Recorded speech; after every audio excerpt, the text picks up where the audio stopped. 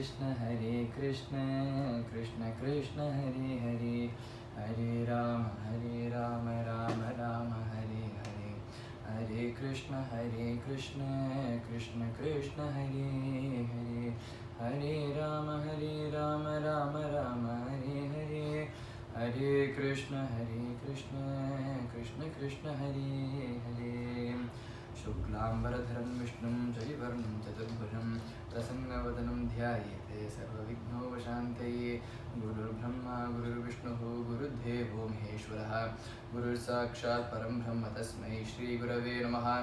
कलये सुन्दराकारं सदैकप्रियदर्शनम् अज्ञाननाशकं देवं सद्गुरुं मुरलीधरं, मुरलीमण्डितकरकमलं मुनिजनमोहनं, व्यत्यस्तपालं मनमालाधारिणं, प्रेमभक्तमण्डलनित्यकीर्तितं, श्रीप्रेमिकवरदम् आश्रयेऽहं।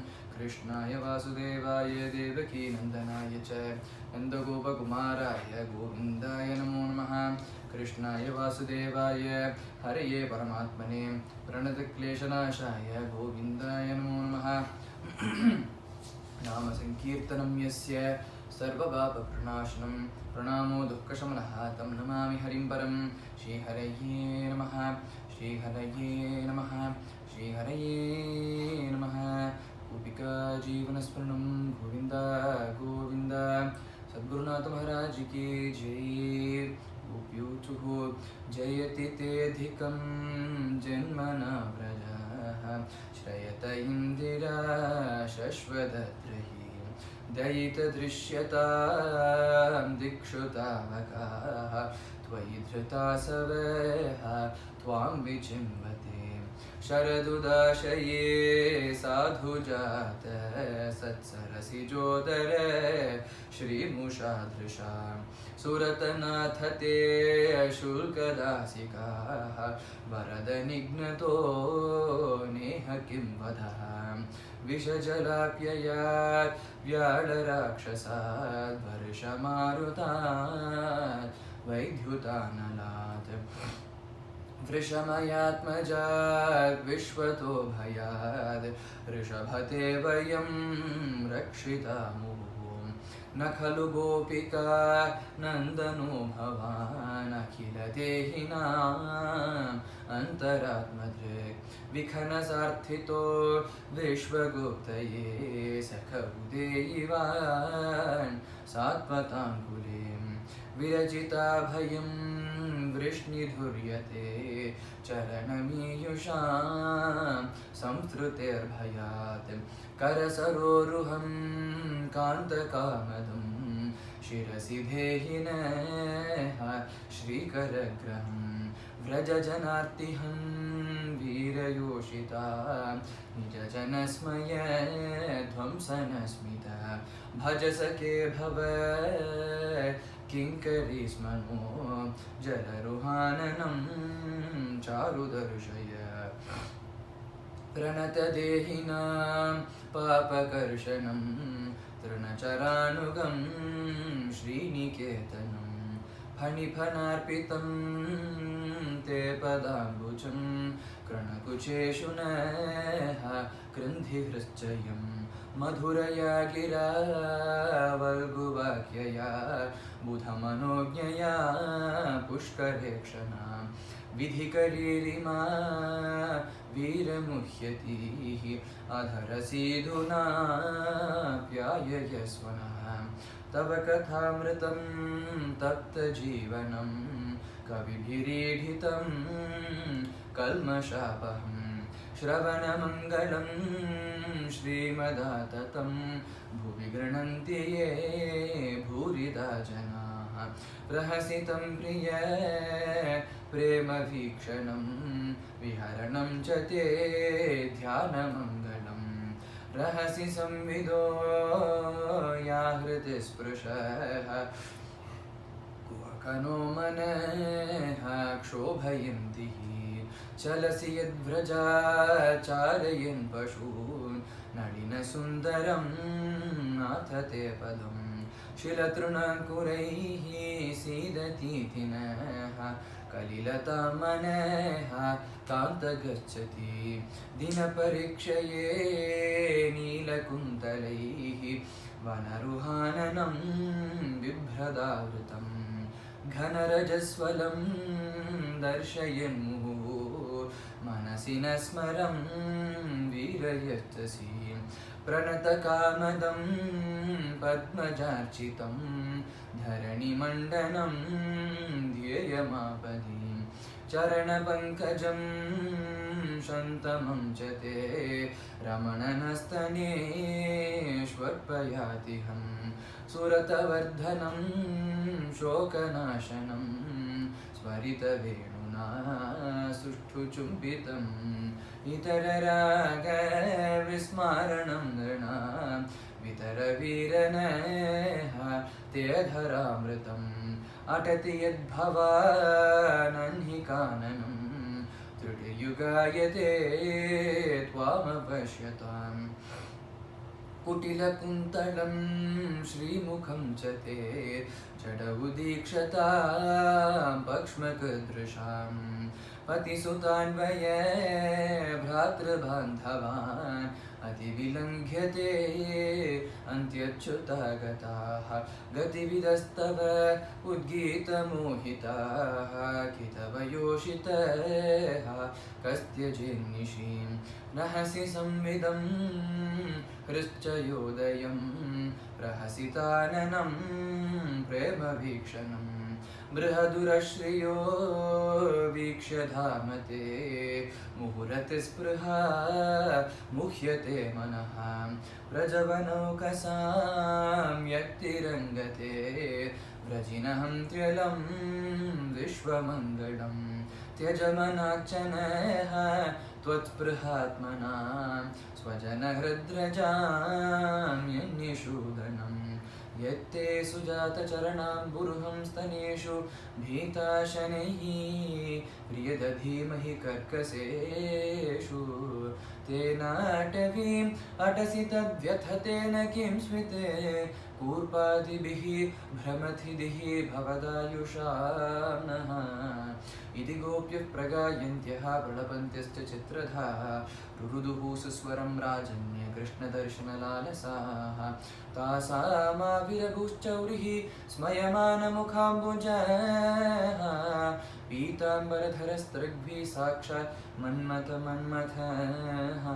तं विलोक्यागतं प्रेष्ठं प्रीत्युत्फुल्लदृशो बलाः उत्तस्तु युगपत्सर्वाः तन्वः प्राणमिवागतं श्रीहरये नमः श्रीहरये नमः श्रीहरये नमः गोपिका जीवनस्मरणं गोविन्द गोविन्द सद्गुरुनाथ महाराज की जय. Last week we saw the importance of perspective. Perspective, depending on which perspective we choose, the resulting image will be different. இப்போ கேமரா லென்ஸே எடுத்துட்டு continuing last week's example, போன வாரம் ஒரு கேமராவோட எக்ஸாம்பிளே பார்த்தோம்னா கூட we have lots of different lenses, right? நம்ம சும்மா ஒரு எந்தூசியாஸ்டாக இருந்துட்டு எந்தூசியாசம் மட்டும் இருந்துட்டு லென்ஸ் மட்டும் லென்ஸ் வாங்கிட்டோம் அப்படின்னா அது மட்டும் போகாது, நமக்கு ஞானமும் வேணும். என்ன ஞானம் அப்படின்னா எந்த சிச்சுவேஷனில் எந்த லென்ஸை யூஸ் பண்ணணும் அப்படின்னு. Because some lenses are perfect for some scenarios but not so perfect for others. So அதனால் எந்த சினாரியோஸில் எந்த பெர்ஸ்பெக்டிவ்ல எந்த சினாரியோவை பார்க்கணும், எந்த லென்ஸை போட்டுட்டு எந்த சினாரியோவை பார்க்கணும் அப்படிங்கிற அந்த ஞானம் இஸ் வெரி இம்பார்ட்டன்ட். அது வந்து எல்லாத்துமே தான். Because as we saw earlier last week, we make decisions on a daily basis. எல்லா டிசிஷனுக்குமே every decision comes, we should look every decision through different perspectives. எல்லாமே ஒரே பெர்ஸ்பெக்டிவ்லேயே பார்த்தா சரியாக வராது. ஸோ அந்தந்த டிசிஷனுக்கு அந்தந்த பெர்ஸ்பெக்டிவில் பார்க்கணும். ஸோ அந்த மாதிரி எல்லா டிசிஷனுமே இப்படி தான். பகவானோட விஷயத்தில் பார்த்தோம்னா கூட பகவானோட ஒரு விஷயத்தையும் ஒரு பெர்ஸ்பெக்டிவ்ல பார்க்கணும். அந்த பெர்ஸ்பெக்டிவை இவ்வளோ இந்தந்த பெர்ஸ்பெக்டிவ்லாம் இருக்குது, இந்தந்த பெர்ஸ்பெக்டிவ்ல இந்தந்த விஷயத்தை இந்தந்த பெர்ஸ்பெக்டிவ்ல பார்க்கணும் அப்படின்னு நமக்கு யார் சொல்லிக் கொடுக்க? அந்த அப்படின்னா அதுக்கு ஞானம் வேணும் இல்லையா? அந்த ஞானத்தை நமக்கு யார் கொடுப்பார் அப்படின்னா குரு கிருபை தான் அது கொடுக்கும். பேர்பட்ட அவ்வியாஜ கருணாமூர்த்தியான நம்மளோட குருநாதர், அவரை ஸ்மரிச்சுண்டு இன்னைக்கு கதையை ஆரம்பிக்கலாம். போன வாரம் நம்ம ராசக்கிரீடையே போன வாரம் ராசக்கிரீடை ஆரம்பிச்சது. இப்போ பஞ்சகீதத்தில் கோபிகா கீதம் 3வது கீதமான கோபிகா கீதத்தை போன வாரம் பார்க்க ஆரம்பித்தோம். ராசலீலையிலேருந்து பார்க்க ஆரம்பித்தோம். ராசலீலை எப்போ ஆரம்பிக்கிறது அப்படின்னா, ஒரு ஸ்மால் ரீகேப் மாதிரி பார்த்தோம் அப்படின்னா, ராசலீலை எப்படி ஆரம்பிக்கிறது அப்படின்னா, பகவான் வந்து காவல் நிஷாதம் அப்படிங்கிற ஒரு நோட்டை தன்னோட வேணுகானம் பண்ணுறார். அந்த நோட்டை ரீச் பண்ணோடனே கோபிகைலாம் தன்னை தான் கூப்பிட்றாருன்னு புரிஞ்சுட்டு வரா. வந்த உடனே பகவான் வந்து ஸ்ரீ தர்மம் உபதேசம் பண்ணிவிட்டு நீங்கள் ஆற்றுக்கு போங்க அப்படிங்கிறார். அப்போ வந்து நாங்கள் ஆற்றுக்கு போக மாட்டோம் அப்படின்னு சொல்லிட்டு பிரணய கீதம் அப்படின்னு அவரோட கவுண்டர் ப்ரப்போசல் எடுத்து வைக்கிறார். அதில் மனம் மகிழ்ந்து பகவான் வந்து ராசக்கிரீடை ஆரம்பிக்கிறது. ராசக்கிரீடை நடந்துட்டு இருக்கும்போது கோபிகைகளுக்கு திடீர்னு ஒரு க்ஷணம் சௌபக மதம் வந்துடுது, அகங்காரம் வந்துடுறது. அந்த அகங்காரத்தை தட்டி கேட்கணும் அப்படிங்கிறதுனால பகவான் மறைஞ்சுடுறார். இது வந்து சாமானிய அர்த்தம் இதுவே தவிர விசேஷ அர்த்தம் என்ன அப்படின்னா, அது வந்து நமக்கான ஒரு பாடம். அவளுக்கு அந்த அகங்காரத்தை தட்டி வைக்கணும் அப்படின்னு அவளுக்காக பண்றதுங்கிறது ஒரு அர்த்தம். இன்னொரு அர்த்தம் என்ன அப்படின்னா, இது நமக்காக பண்றது அப்படின்னு. ஏன்னா பிரேமையே உருவான கோபிகைகள், பிரேமைக்கு ஒரு உருவம் கொடுக்கணும்னா கோபிகையோட உருவம் தான் எடுத்துக்கும் அப்படின்னு இருக்கிற கோபிகைகளுக்கே ஒரு க்ஷணம் அகங்காரம் வந்துடுது அப்படின்னா நாமெல்லாம் ஏமாத்திரம், நாம எவ்வளோ கேர்ஃபுல்லாக பண்ணணும் அப்படின்னு நமக்கு காமிக்கிறதுக்காக ஒரு லீலைக்குள்ள ஒரு லீலை மாதிரி இது. ஸோ கோபிகைகள்லாம் அனுகரணம் பண்ணிகிட்டே எங்கே காமிக்கணும், பகவான் மறைஞ்சு போயிட்டதுனால அனுகரணம் பண்ணிகிட்டே எங்கே காமிக்கணும் தேடிகிட்டே போறா. தேடிகிட்டே போகும்போது ராமர் வந்து சீதமாவை தொலைச்சிட்டு தேடும்போது கல்லே கண்டாயா மரமே கண்டாயா அப்படின்னு தேடிட்டே போன மாதிரி இப்போ வந்து கோபிகைகள்லாம் அரசமரமே அச்சுதனை கண்டாயா, புரசமரமே புருஷோத்தமனே கண்டாயா, மல்லியே மதுசூதனனே கண்டாயா அப்படின்னு தேடிண்டே போறா. அனுகரணம் பண்ணிட்டே தேடிண்டே போகும்போது அங்கே ராதாதேவி தனியாக உட்கார்ந்துட்டு இருக்கா. பார்க்குறா. அது என்ன ராதாதேவியை அங்கே தனியாக உட்காந்துருக்கா, இவாளோட ஏன் இல்லை அப்படின்னா, பகவான் வந்து இவாளுக்கு எல்லா கோபிகைகளுக்கும் அகங்காரம் வந்துடுத்தோ, ஆனால் ராதாதேவிக்கு வரல. அதனால பகவான் வந்து ராதாதேவி மட்டும் கூட்டிட்டு போனேன் அப்படிங்கிறதுனால. இப்போ ஏன் பகவான் கூட இல்லை அப்படின்னா, ராதாதேவிக்கும் அகங்காரம் வந்துடுத்தோ அதனால மறைஞ்சுட்டார் அப்படின்னு. இதுக்கு வந்து ஒரு அர்த்தம் என்ன அப்படின்னா, ராதாதேவிக்கு அகங்காரம் வந்ததில்லை, அகங்காரம் வந்தா மாதிரி காமிச்சுக்கிறா. ஏன் அப்படின்னா, பகவான் எனக்கு மட்டும் சொந்தம் இல்லையே, எல்லாருக்கும் சொந்தம் இல்லையா, அதனால நான் மட்டும் பகவான் பக்கத்தில் வச்சுன்னு எனக்கு மட்டும் பகவான் நான் மட்டும் தான் அவர் அனுபவிப்பேன் அப்படின்னா அது தப்பு இல்லையா? எல்லாருக்கும் சமமா இருக்கணும் இல்லையா? எல்லாருக்கும் பகவான் எல்லாருக்கும் சொந்தம் இல்லையா பகவான்? அதனால தனக்கும் அகங்காரம் வந்துட்டா மாதிரி காமிச்சுக்கிறா. அது புரிஞ்சுட்ட பகவான் மறையிறார் அப்படிங்கிறது அதோட வியாக்கியானம், ரைட்? ஸோ அதனால இப்போ வந்து கோபிகைகள்லாம் வந்து ராதாதேவி கிட்ட வந்து என்னாச்சு அப்படின்னு கேட்கும்போது சொல்றா, நான் கண்டுபிடிச்சிருவேன் அப்படின்னு சொல்லிட்டு நாமெல்லாம் போய் தேடினோம் அப்படின்னா அது கிடச்சிடுவாரா? ஏன்னா நான் இவ்வளோ பக்தி பண்ணுறேன், எனக்கு தரிசனம் கொடு அப்படின்னு சொன்னால் பகவான் வந்துடுவாரா, தரிசனம் கொடுத்துருவாரா? நான் இவ்வளோ சாதனை பண்ணியிருக்கேன், நான் இவ்வளோ எனக்கு வந்து தெரியாத ஸ்லோகம், நான் இவ்வளோ ஸ்லோகம் சொல்கிறேன், நான் இவ்வளோ பாட்டு பாடுறேன், அபங்கம் பாடுறேன், இவ்வளோ பண்ணுறேன், சாதனையாக பண்ணிட்டு இருக்கேன், எனக்கு தரிசனம் கொடு, எனக்கு இது பண்ணு அப்படின்னா பகவான் வந்துடுவாரா அப்படின்னா வரமாட்டார். ஏன் அப்படின்னா, இதெல்லாம் நாம் பண்ணுறோமே, இதெல்லாம் நாமளா பண்ணுறோம், இதெல்லாம் பகவானோட கிருபையினால தானே பண்ணுறோம். நான் பக்தி பண்ணுறேன் அப்படின்னா நானா பண்ணுறேன், பகவான் கிருபை பண்ணதுனால தானே எனக்கு அந்த பக்தி வருது. நான் கதை சொல்கிறேன், கதை கேட்குறேன் அப்படின்னா நானா பண்ணுறேன், அதை பகவான் கிருபை பண்ணதுனால தானே எனக்கு அந்த பாக்கியம் கிடைச்சிருக்கு. ஸோ அதனால் இது எதுவுமே நம்ம பாக்கியம் இல்லையே. ஏன்னா இப்போ இது எதுவுமே நம்மளோட சுய முயற்சி இல்லையே, எல்லாம் பகவான் பண்ணுற கிருபை தானே, நம்ம பாக்கியம் தானே இது. அதனால் சொல்கிறேன், இப்போ இதை நாம் பண்ணோம் அப்படின்னா நான் இதை பண்ணியிருக்கேன், எனக்கு இது பண்ணுறியா அப்படின்னு நம்ம கேட்கலாம். நாம் பண்ணுறதே அவர் கிருபை அப்படிங்கும்போது நான் இதை பண்ணிட்டேன், எனக்கு அது கொடு அப்படின்னா இது சரியாக வரலையே. அதனால் சொல்கிற ராதாதேவி சொல்கிறா, நாம் போய் நான் கண்டுபிடிச்சிடுவேன் அப்படின்னு தேடினா வரமாட்டேன். நீயாக வந்த தனுண்டு கண்ணா என்னிடம், நீயாக வந்த தனுண்டு கண்ணா, தானமோ தவமோ யாகமோ யோகமோ, தானமோ தவமோ யாகமோ யோகமோ, உன் கருணைக்கு விலையாகிடுமோ, நீயாக வந்ததனுண்டு கண்ணா என்னிடம் நீயாக வந்ததனுண்டு கண்ணா பிரேமை என்றும் பக்தி என்றும் நடிக்கத்தான் முடியுமோ பிரேமை என்றும் பக்தி என்றும் நடிக்கத்தான் முடியுமோ அல்லது விதி வழி என்று சும்மா இருக்கத்தானாகுமோ நீயாக வந்ததனுண்டு கண்ணா என்னிடம் நீயாக வந்ததான் உண்டு கண்ணா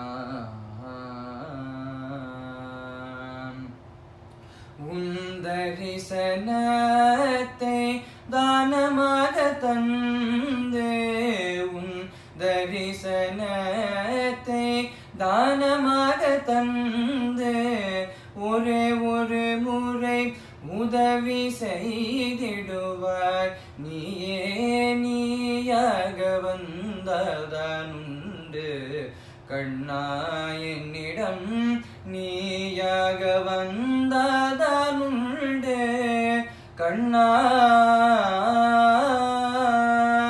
அப்படின்னு நீயாக வந்தாதான் உண்டுன்னு அழுதா மட்டுமே அழுதோம்னா அவரா வருவார். நான் பண்றேன் நீ வரியா அப்படின்னா அவர் வரமாட்டார். அவர் கிருபையே நாடிண்டு பிரார்த்திச்சுட்டோம் அப்படின்னா அவர் வருவார் அப்படின்னு ராதாதேவி உபதேசம் பண்றா, சொல்லி கொடுக்குறா. அதனால அதை கேட்டுண்டு எல்லா கோபிகைகளும்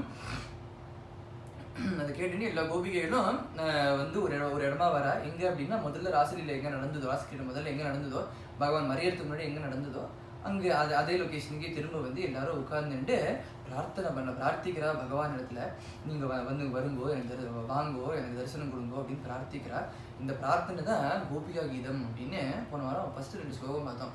ஜெயதி தேதிகம் ஜன்மனா விரஜா ஸ்ரயத இந்திரா சஸ்வதத்ரஹி தயித திருஷ்யதாம் திக்ஷு தவகாஹ त्वयि धृता सवः त्वां विचिन्वते शरदुदाशये साधु जात सत्सरसिजोदर श्रीमुषादृशा सुरतनाथ ते शुल्कदासिकाः वरद निघ्नतो नेह किं वदः அப்படிங்கிற இந்த 2 ஸ்லோகத்தை போன வாரம் பார்த்தோம். அதோட ப்ரீஃப் சம்மரி என்ன அப்படின்னா சொல்ற, இந்த பிரபஞ்சத்துல எவ்வளவோ கவுண்ட்லெஸ் நம்பர் ஆஃப் பிளேசஸ் இருக்கு. அதுல அப்படி இருக்க நீ வந்து பிருந்தாவனத்தை உன்னோட இல்லஸ்தனமா சூஸ் பண்ணியே. எப்போ நீ வைகுண்டத்திலேருந்து பிருந்தாவனத்துக்கு வந்தியோ கூடவே தாயாரும் கிளம்பி வந்துட்டா. எப்போ பூர்ண வஸ்துவான நீ பிருந்தாவனத்தை சஞ்சரிக்கிறியோ, எப்போ அஷ்டலக்ஷ்மி கட்டாட்சமும் பிருந்தாவனத்துக்கு இருக்கோ, பிருந்தாவனத்தை விட சிரேஷ்டமான பூமி இந்த பிரபஞ்சத்துல ஏது அப்படிங்கிறா. சொல்ற உன்னோட கண் அழகுக்கு ஈடானது என்ன அப்படிங்கிறா. நான் சொல்றேன் உன்னோட கண் அழகை கம்பேர் பண்ணுறதுக்கு nothing is even worth comparing it to அப்படிங்கிறா. ஏன்னா நம்ம கம்பேர் பண்ணுறோம் அப்படின்னா 2 ஈக்குவல் வச்சு தான் கம்பேர் பண்ண முடியும். ஒரு மலையும் இன்னொரு மலையும் கம்பேர் பண்ணலாம், ஒரு மலையும் ஒரு மடுவையும் கம்பேர் பண்ண முடியாது இல்லையா? பண்ணலாம், அது சரியா வராது, ரைட்? ஸோ அதனால சொல்ற பகவானோட கண் அழகு மலை அப்படின்னா மற்ற எல்லாமே மடுவுக்கும் மடு இல்லையா? ஸோ அதனால அப்படி இருக்க உன்னோட கண் அழகை நான் எதை வச்சு கம்பேர் பண்ணணுமோ, கம்பேர் பண்ணுறதுக்கு எதுவுமே இல்லையே அப்படிங்கிறா. சொல்ற உன்னோட கண் அழகில் தான் மயங்கி இருக்கோம் நாங்கெல்லாம் அப்படிங்கிறா. சொல்ற உனக்கு எங்களுக்கு வந்து எங்களோட ஜென்ம கர்மா எங்களோட டீப் டிசைர் என்ன அப்படின்னா உனக்கு கைங்கரியம் பண்றது தான் உனக்கு கைங்கரியம் பண்றது தான் எங்களோட டீப் டிசைர், எங்களோட ஒன்லி டிசைர் அப்படின்னு சொல்றான்.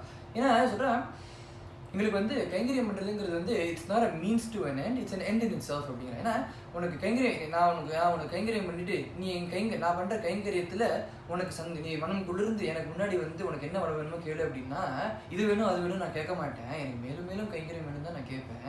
ஏன்னா எனக்கு கைங்கரியம் பண்ணுறதே தான் என்னோட கோல் அப்படிங்கிறா. சொல்கிறா இந்த ஸ்லோகத்தில் வரதன் அப்படின்னு கூப்பிட்றா. ஏன் அப்படின்னா சொல்கிறா பகவானோட காருண்யத்தை நினைச்சுண்டு ஸ்மரிச்சுண்டு வரதன் அப்படிங்கிற. சொல்றா பேர்பட்ட கருணாமூர்த்தியான உன்னோட இந்த அவதார காரியம் எங்களை வதம் பண்றது தானா? இது தகுமா? உன்னோட இந்த அவதாரத்தையே ஒரு இழுக்கு இல்லையா எங்களை வதம் பண்ண இது எங்களை வதம் பண்ணிட்ட அப்படின்னா அப்படிங்கிற. இதோட இன்னொரு அர்த்தம் என்ன அப்படின்னா சொல்ற எவ்வளோ அசுரர்கள்கிட்டேருந்து எவ்வளோ டிசாஸ்டர்ஸ்லேருந்து எங்களை காப்பாத்தினேன். இது வந்து எவ்வளோ அசுரங்கள் 1000 பூத்தனா சகடாசுரன் திருநாவர்த்தன் வியோமாசுரன் அகாசுரன் பகாசுரன் அப்படின்னு சொல்லிட்டு எவ்வளோ விஷயங்கள் அப்புறம் எவ்வளோ டிசாஸ்டர்ஸ்லேருந்து வெள்ளம் வந்தோன்னு கோவர்தன் மலையை கொடையாக பிடிக்கிறார், காட்டுத்தீய எல்லாம் அள்ளி பிடிக்கிறார். ஸோ எல்லாத்துலேருந்தும் காப்பாற்றிருக்க என்ன, இப்போ எல்லாத்துலேருந்தும் காப்பாற்றின கருணாமூர்த்தியான உன்னோட இந்த அவதார காரியம் எங்களை வதம் பண்ணுறதுக்காக தானா, எங்களை எல்லாம் இதுலேருந்து எல்லாம் காப்பாற்றினது இப்போ வதம் பண்ணுறதுக்காக தானா, அதனால எங்களுக்கு தரிசனம் கொடு அப்படின்னு 2ஆம் ஸ்லோகத்தை சொல்கிறான். அடுத்த ஸ்லோகத்தை சொல்கிறேன்.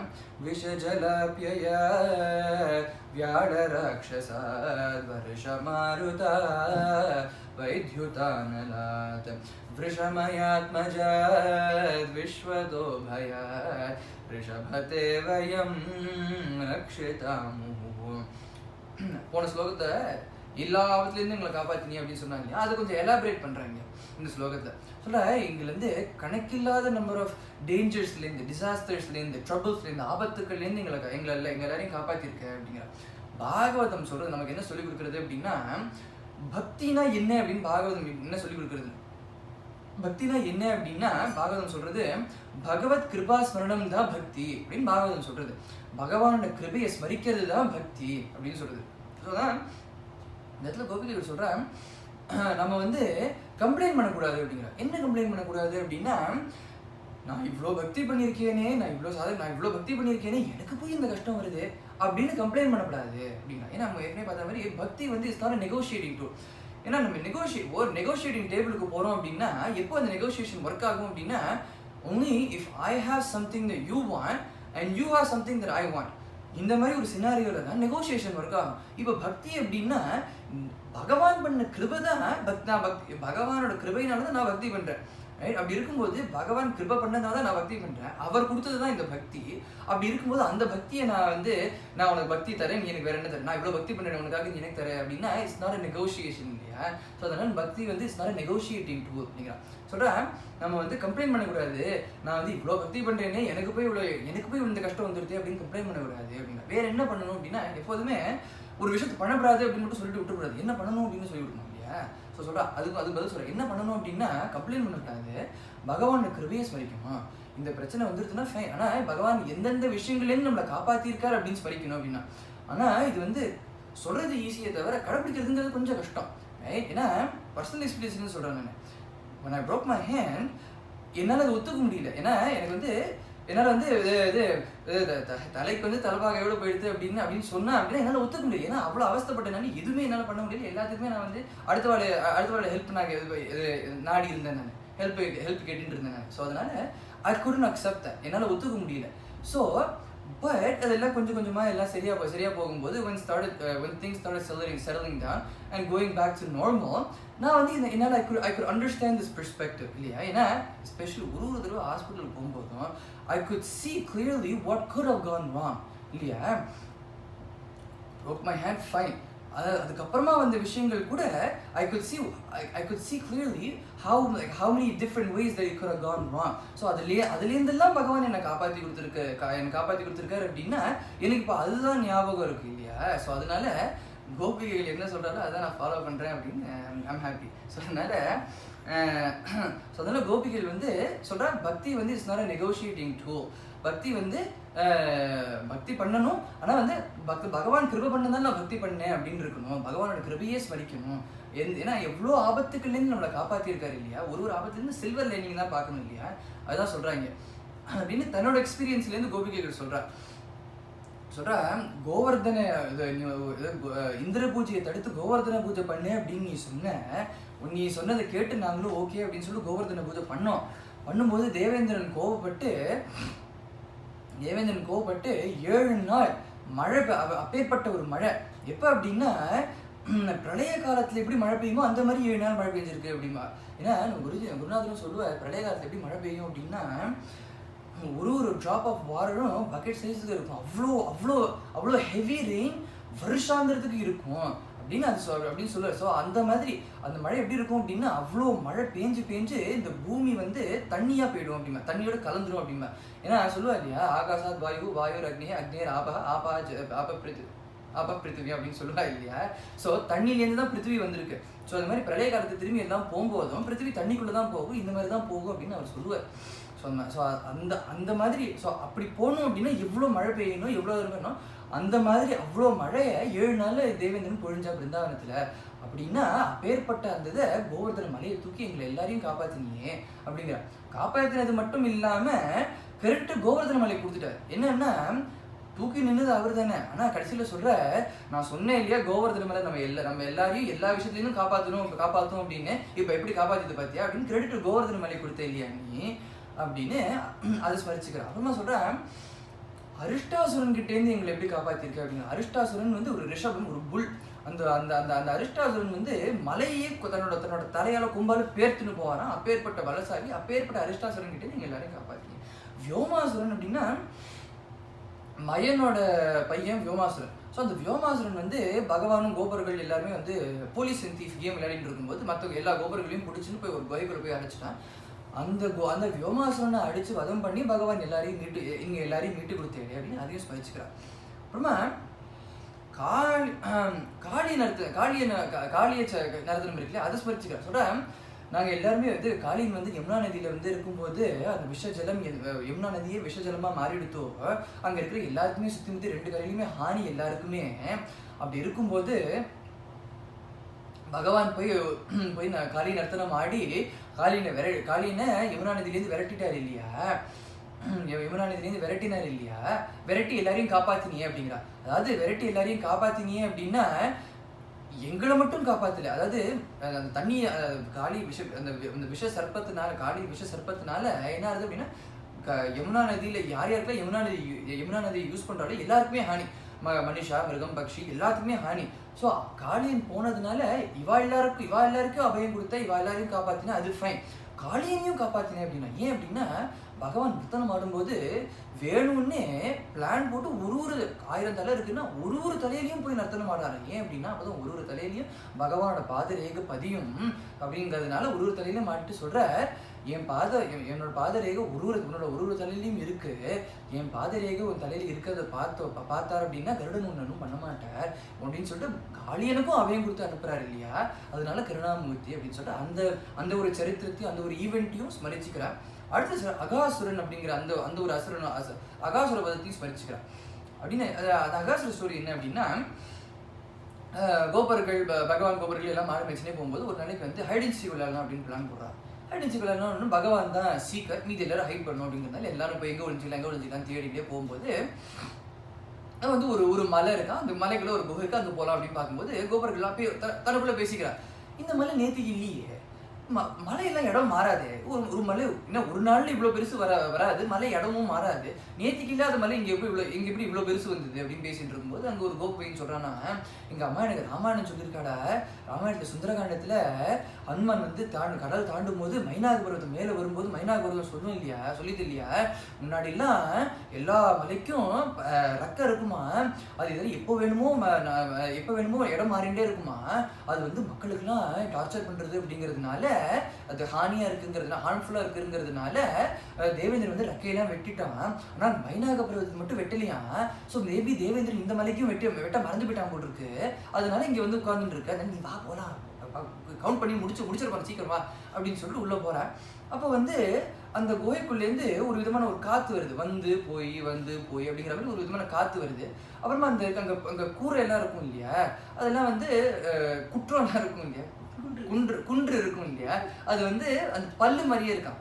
ஸோ நான் சொல்கிறேன், இது வந்து பாம்பு மாதிரி தான் இருக்குது, காற்று பிராணவாயு மாதிரி இருக்குது, இது வந்து பல்லு மாதிரி இருக்குது, ஸோ வந்து பாம்பு தானும் அப்படிங்கும்போது அதெல்லாம் இருக்காதுடா அப்படிங்கும்போது பாம்பு தானும் அப்படிங்கும்போது கோபப்பையன் சொல்கிறான்னா, எங்கள் அம்மா சொல்லி கொடுத்துருக்கா, பாம்பை பார்த்தோம்னா கையை தட்டின்ண்டே சூ சூ சூ அப்படின்னா பாம்பு பயந்து ஓடி போயிடும், அதனால நம்ம கை தட்டின்ண்டே உள்ளே போகலாம் அப்படின்னு எல்லாருமே கை தட்டின்ண்டே சூ சூ சூ அப்படின்னு சொல்லிட்டு உள்ளே போகிறா. அப்படின்னு எல்லாம் உள்ளே போகும்போது திடீர்னு ஒரு அழுக சத்தம் கேட்கலாம்.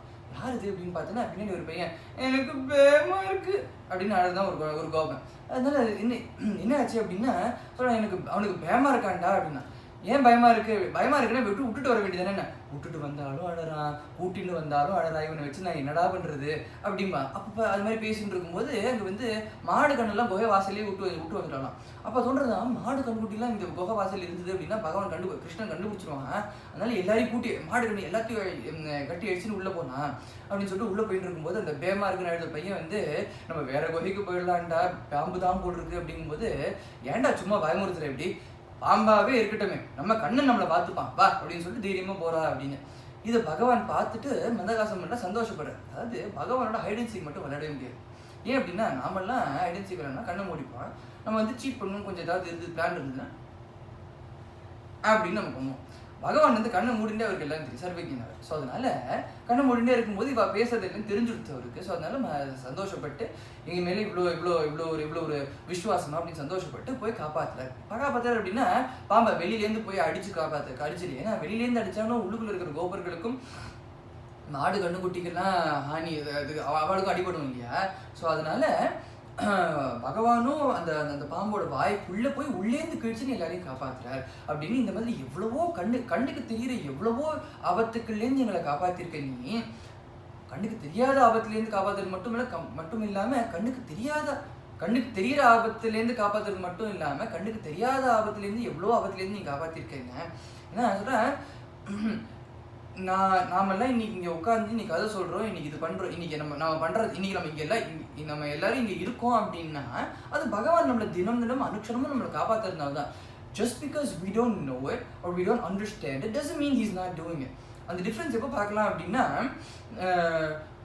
நாம தூங்குறதுலேயே பார்க்கலாம். நாமெல்லாம் தினம் ராத்திரி நிம்மதியாக தூங்குறோம் அப்படின்னா அது அவர் பண்ணுற கிருபைனால தான். ஏன்னா ஒரு சடலம் கீழே கிடக்கு அப்படின்னா அந்த சடலத்தில் வந்து ஒரு கழுகு வந்து கொத்தும், எலி வந்து சாப்பிடும், மேக்கெட்ஸ் எல்லாம் வந்து டிஸ்கஸ்ட். ஆனால் நமக்கு இந்த பிரச்சனை எதுவுமே இல்லாமல் நம்ம நிம்மதியாக தூங்கி எழுந்துக்கிறோம். ஏன் அப்படின்னா அந்தரியாமையாக பகவான் உள்ளுக்குள்ளே இருந்து நம்மளை அனுக்ஷணமும் காப்பாற்றுறார். சடலத்தை ஏன் காப்பாற்றுறேன்னா அந்தரியாமையாக அவர் இல்லை, அதனால தான் அது சடலம் இல்லையா. ஸோ அதனால ஒரு சின்ன விஷயத்துலேருந்தும் பகவான் நம்மளை காப்பாற்றிட்டு தான் இருக்கார். கண்ணுக்கு தெரியாது எவ்வளவோ ஆபத்துலேருந்து நம்மளை காப்பாற்றிட்டு தான் இருக்கார் அப்படின்னு புரிஞ்சுக்கணும் அப்படிங்கிறார். இதெல்லாம் சொல்கிற கோபிகைகள் சொல்கிற, எங்கள் எல்லாருமே நீ வந்து சுகஜீவிகளாக தான் வச்சுன்னு இருக்க.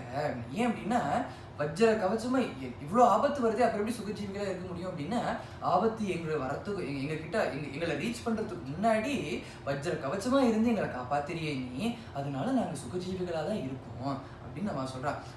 இது எல்லாத்தையும் பண்ணிட்டு ஒரு விஷயத்துலேருந்து எங்களை காப்பாற்றிட்டு ஒரு தேங்க்யூ கூட எதிர்பார்க்கலையே நீ அப்படிங்கிறான். ஏன்னா நாமெல்லாம் எப்படின்னா ஒரு பேனை எடுத்து கொடுத்துட்டு அவன் தேங்க்யூ சொல்லலை அப்படின்னா நன்றி கெட்ட பை அப்படின்னு சொல்லிட்டு போவோம். ஸோ அதனால ஆனால் பகவான் என்ன பண்ணுறாரு அப்படின்னா எல்லாத்தையும் பண்ணுறதெல்லாம் பண்ணிவிட்டு எவ்வளோ கிருபை பண்ணிவிட்டு எவ்வளோ ஹெல்ப் பண்ணிவிட்டு ஒரு தேங்க்யூ கூட எதிர்பார்க்கலையே, அதனால தான் நீ பகவான் நாங்கள் புரிஞ்சுட்டோம் அப்படிங்கிற இந்த கோபிகள் இந்த ஸ்லோகத்தை அதான் சொல்கிறேன். நகலு கோபிகா நந்தனோ பவான் அகில தேஹினா அந்தராத்மத்ருக் விகன சார்த்திதோ விஸ்வகுப்தயே சகவுதேயிவான் சாத்வதாம் குலே. there might be a scenario where பகவான் வந்து நான் தான் அங்கே இல்லவே இல்லையே, அப்புறம் எப்படி நீ இவ்வளோ விரக வேதனை அனுபவிக்கிறேன்னு எனக்கு எப்படி தெரியும், நாங்கள் இருந்துட்டு தான் எனக்கு தெரியும், நாங்கள் இல்லையே அப்புறம் எப்படி எனக்கு தெரியும் அப்படின்னு நீ ஒரு கால் சொல்கிறதுக்கான வாய்ப்பு இருக்குது. ஆனால் அதை நீ சொல்கிறதுக்கு முன்னாடியே நான் அது பதில் சொல்கிறேன், அது வந்து லாஜிக்கே இல்லை, அது இட்ஸ் இல்லாஜிக்கல் அப்படிங்கிறேன். ஏன் அப்படின்னா பகவான் தான் இங்கே இல்லையே அப்படின்னு அது ஆர்குமெண்ட் வேலிடாக தானே இருக்குது அப்படின்னு சொல்கிறான், அப்படின்னு சொல்லலாம். ஆனால் கோபிகைகள் சொல்கிற ஒரு அணுக்குள்ளேயும் நீ இருக்கு, எங்கள் எல்லாருக்குள்ளேயும் எல்லா சேதனமும் அச்சேதனமும் எல்லாருக்குள்ளேயும் அந்தரியாமையே நீ இருக்க, ஒரு அணுக்குள்ளேயும் இருக்க, எல்லா இடத்துலையும் என் கண்ணுக்கு தெரியறதோ இல்லையோ எல்லா இடத்துலையும் பகவான் இருக்கார், நீ இருக்க அப்படின்னு இருக்கும்போது இந்த இடத்துல நான் இல்லை அப்புறம் அதனால தான் எனக்கு தெரியல அப்படின்னு எப்படி சொல்ல முடியும். ஸோ அதனால இந்த ஆர்குமெண்ட் செல்லாது அப்படிங்கிறான்.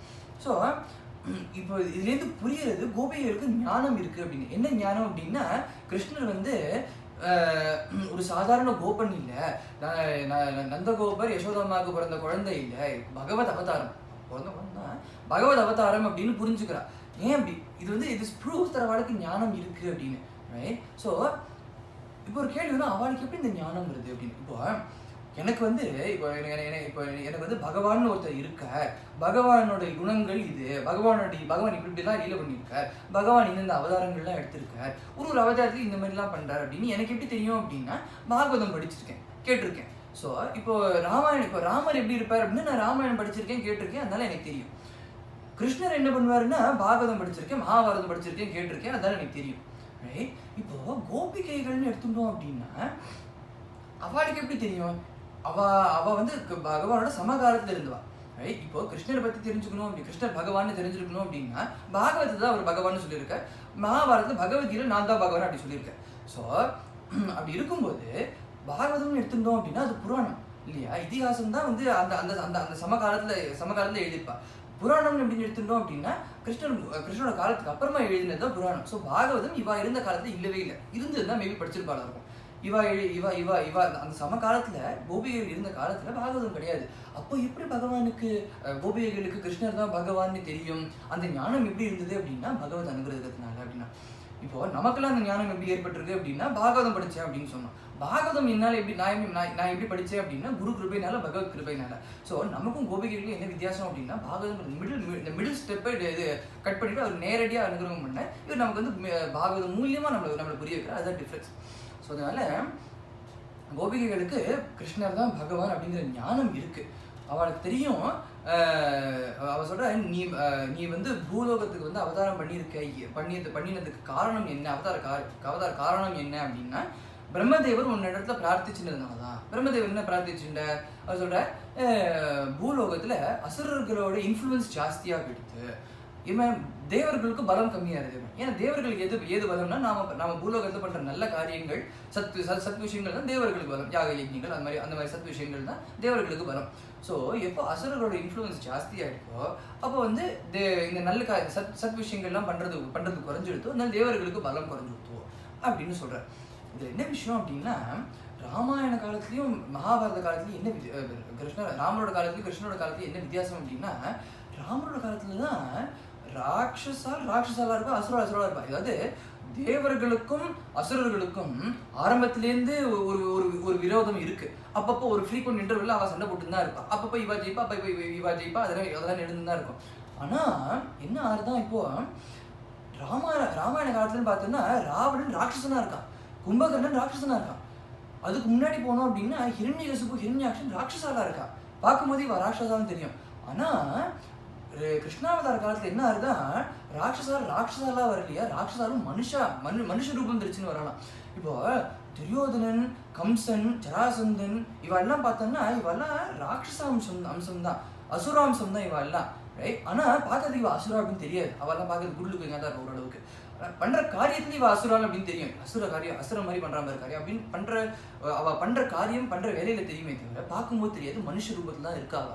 ஸோ அதனால இதுதான் டிஃபரன்ஸ் அப்படின்னா. ஏன்னா முன்னாடிலாம் தேவர்களுக்கும் அசுரர்களுக்கும் சண்டை வந்தது அப்படின்னா டைரக்டா போய் சண்டை போடுவா. ஆனா மகாபாரத யுத்தம் அப்படின்னா டைரக்டா இவ 2 பேரும் சண்டை போடல, இது பூமியில ஒரு ப்ராக்சி வார் மாதிரி நடத்துறா. ஏன்னா இந்த பக்கம் எல்லாம் தேவாளுக்கு அனுகூலமா இருக்கிறவா, இந்த பக்கம் அசுராளுக்கு அனுகூலமா இருக்கிறவா அப்படின்னு. ஏன்னா பாக்குற இந்த கிருஷ்ணா மகாபாரதம்னு பார்த்தோம் அப்படின்னா literally all the important characters எல்லாமே வந்து பகவத் அவதாரம் இல்ல தேவர்கள் அவதாரம் இல்ல அசுராம்சம் தான் எல்லாருமே இல்லையா. இப்போ பாண்டவான்னு பார்த்தோம்னா எல்லாருமே தேவாம்சம் இல்லையா. தர்மபுத்திரர் அப்படின்னா தர்மராஜரோட அம்சம் அது, பீமசேனா வாயு பகவானோட அம்சம், அர்ஜுனன்னா தேவேந்திரனோட அம்சம், நகுல சகாதேவர்கள்னா அஸ்வினி குமாரோட அம்சம், பீஷ்மர் அப்படின்னா அஷ்டவசுக்கள்ல ஒருத்தர், பகவான்னா ஸ்வயம் பகவான் அவர், துரியோதனன் அப்படின்னா கலிபுருஷனோட அம்சம், ரைட்? கம்சன் அப்படின்னா காலநேமிங்கிற அசுரனோட அம்சம். ஸோ இந்த மாதிரி எல்லாமே அசுராள், எல்லாமே தேவர்கள், எல்லாமே பகவான் அந்த மாதிரி தான் இருக்கா. ஏன் அப்படின்னா இது வந்து ஒரு ப்ராக்சி வார் மாதிரி நடக்கிறது அப்படிங்கிற. ஸோ அதனால இதுதான் வந்து பிரம்மதேவர் வந்து தேவர்கள் சொல்றேன் அசுரர்களுக்கு வந்து they got a head start in the proxy war. அதனால வந்து we need to even the scales. அதனால நீங்க ஹெல்ப் பண்ணுங்க, நீங்க வந்து அவதாரம் பண்ணுங்க அப்படின்னா பகவான் சரி அப்படின்னு அவதாரம் பண்ணோடனே எல்லா தேவர்களும் வந்து அவதாரம் பண்றா அப்படின்னா இதுதான் வந்து பகவானோட கிருஷ்ணாவதார காரணம் இல்லையா. பிரம்மதேவர் வந்து பகவான் வந்து பிரார்த்திச்சிருந்தது even off the scales even out பண்ணுங்க அப்படின்னு பிரார்த்திச்சிருந்தது தான் கிருஷ்ணாவதாரோட காரணம் இல்லையா. ஸோ இதுதான் காரணம் அப்படின்னு கோபிகைகள் சொல்றா. இப்போ தோணும், இப்போ பகவான் அப்படின்னு தெரிஞ்சுடுத்தோம் அப்படின்னா பகவான் தெரிஞ்சோ அவன் வந்து சகாவா பார்க்குறா கிருஷ்ணரை. ஏன்னா பகவான் தெரிஞ்சுடுத்தோம் அப்படின்னா ஒரு மரியாதை இருக்கணும், ஒரு ஒரு ஒரு ஒரு ஒரு ஃபார்மாலிட்டி வந்துடும் இல்லையா? ஏன்னா இப்போ நார்மலாக இப்போ நான் கம்பெனியில் வேலை பார்க்குறேன், அந்த கம்பெனியோட சிஇஓ வரார். அவர் என்னதான் வந்து அந்த சிஇஓ என்னதான் வந்து think of me is one of the guys அப்படின்னு அவர் சொல்லி அவர் ஜாலியாக தோல் மேலே கை போட்டுட்டு அவர் ஜாலியாக இருந்தால் கூட அவர் சிஇஓ அப்படின்னு எனக்கு தெரியும். அதனால there's some respect, there's some formality there. நான் என்னோட கோவர்க்கரோட நான் எப்படி பேசுவேனோ அந்த மாதிரி நான் சிஇஓட பேச மாட்டேன், right? Because I'm kind of loose, I'm kind of open with my coworker. I won't be that open with my CEO, right? So அந்த ஃபார்மாலிட்டி வந்து அந்த ரெஸ்பெக்ட் மாதிரி இருக்கிற ஒரு விஷயம் வந்துடுவாங்க. இப்போ பகவான் எடுத்துட்டோம், இது நார்மல் சிஇஓக்கு இந்த கதை அப்படின்னா, பகவான் எடுத்துட்டோம் அப்படின்னா அவருக்கு சமமானவர்னோ மேலானவர்னோ யாருமே கிடையாது அப்படின்னு இருக்கும்போது, அவருக்கு சமமானவனோ மேலானவனோ யாருமே இருக்க முடியாது அப்படின்னு இருக்கும்போது ஒரு ஃபார்மாலிட்டி அப்படின்னு ஒரு ஃபார்மாலிட்டி வரும் இல்லையா, ஒரு ஒரு ஒரு ரெஸ்பெக்ட் வரும் இல்லையா, ஒரு ஃபார்மாலிட்டி வந்துடும் இல்லையா.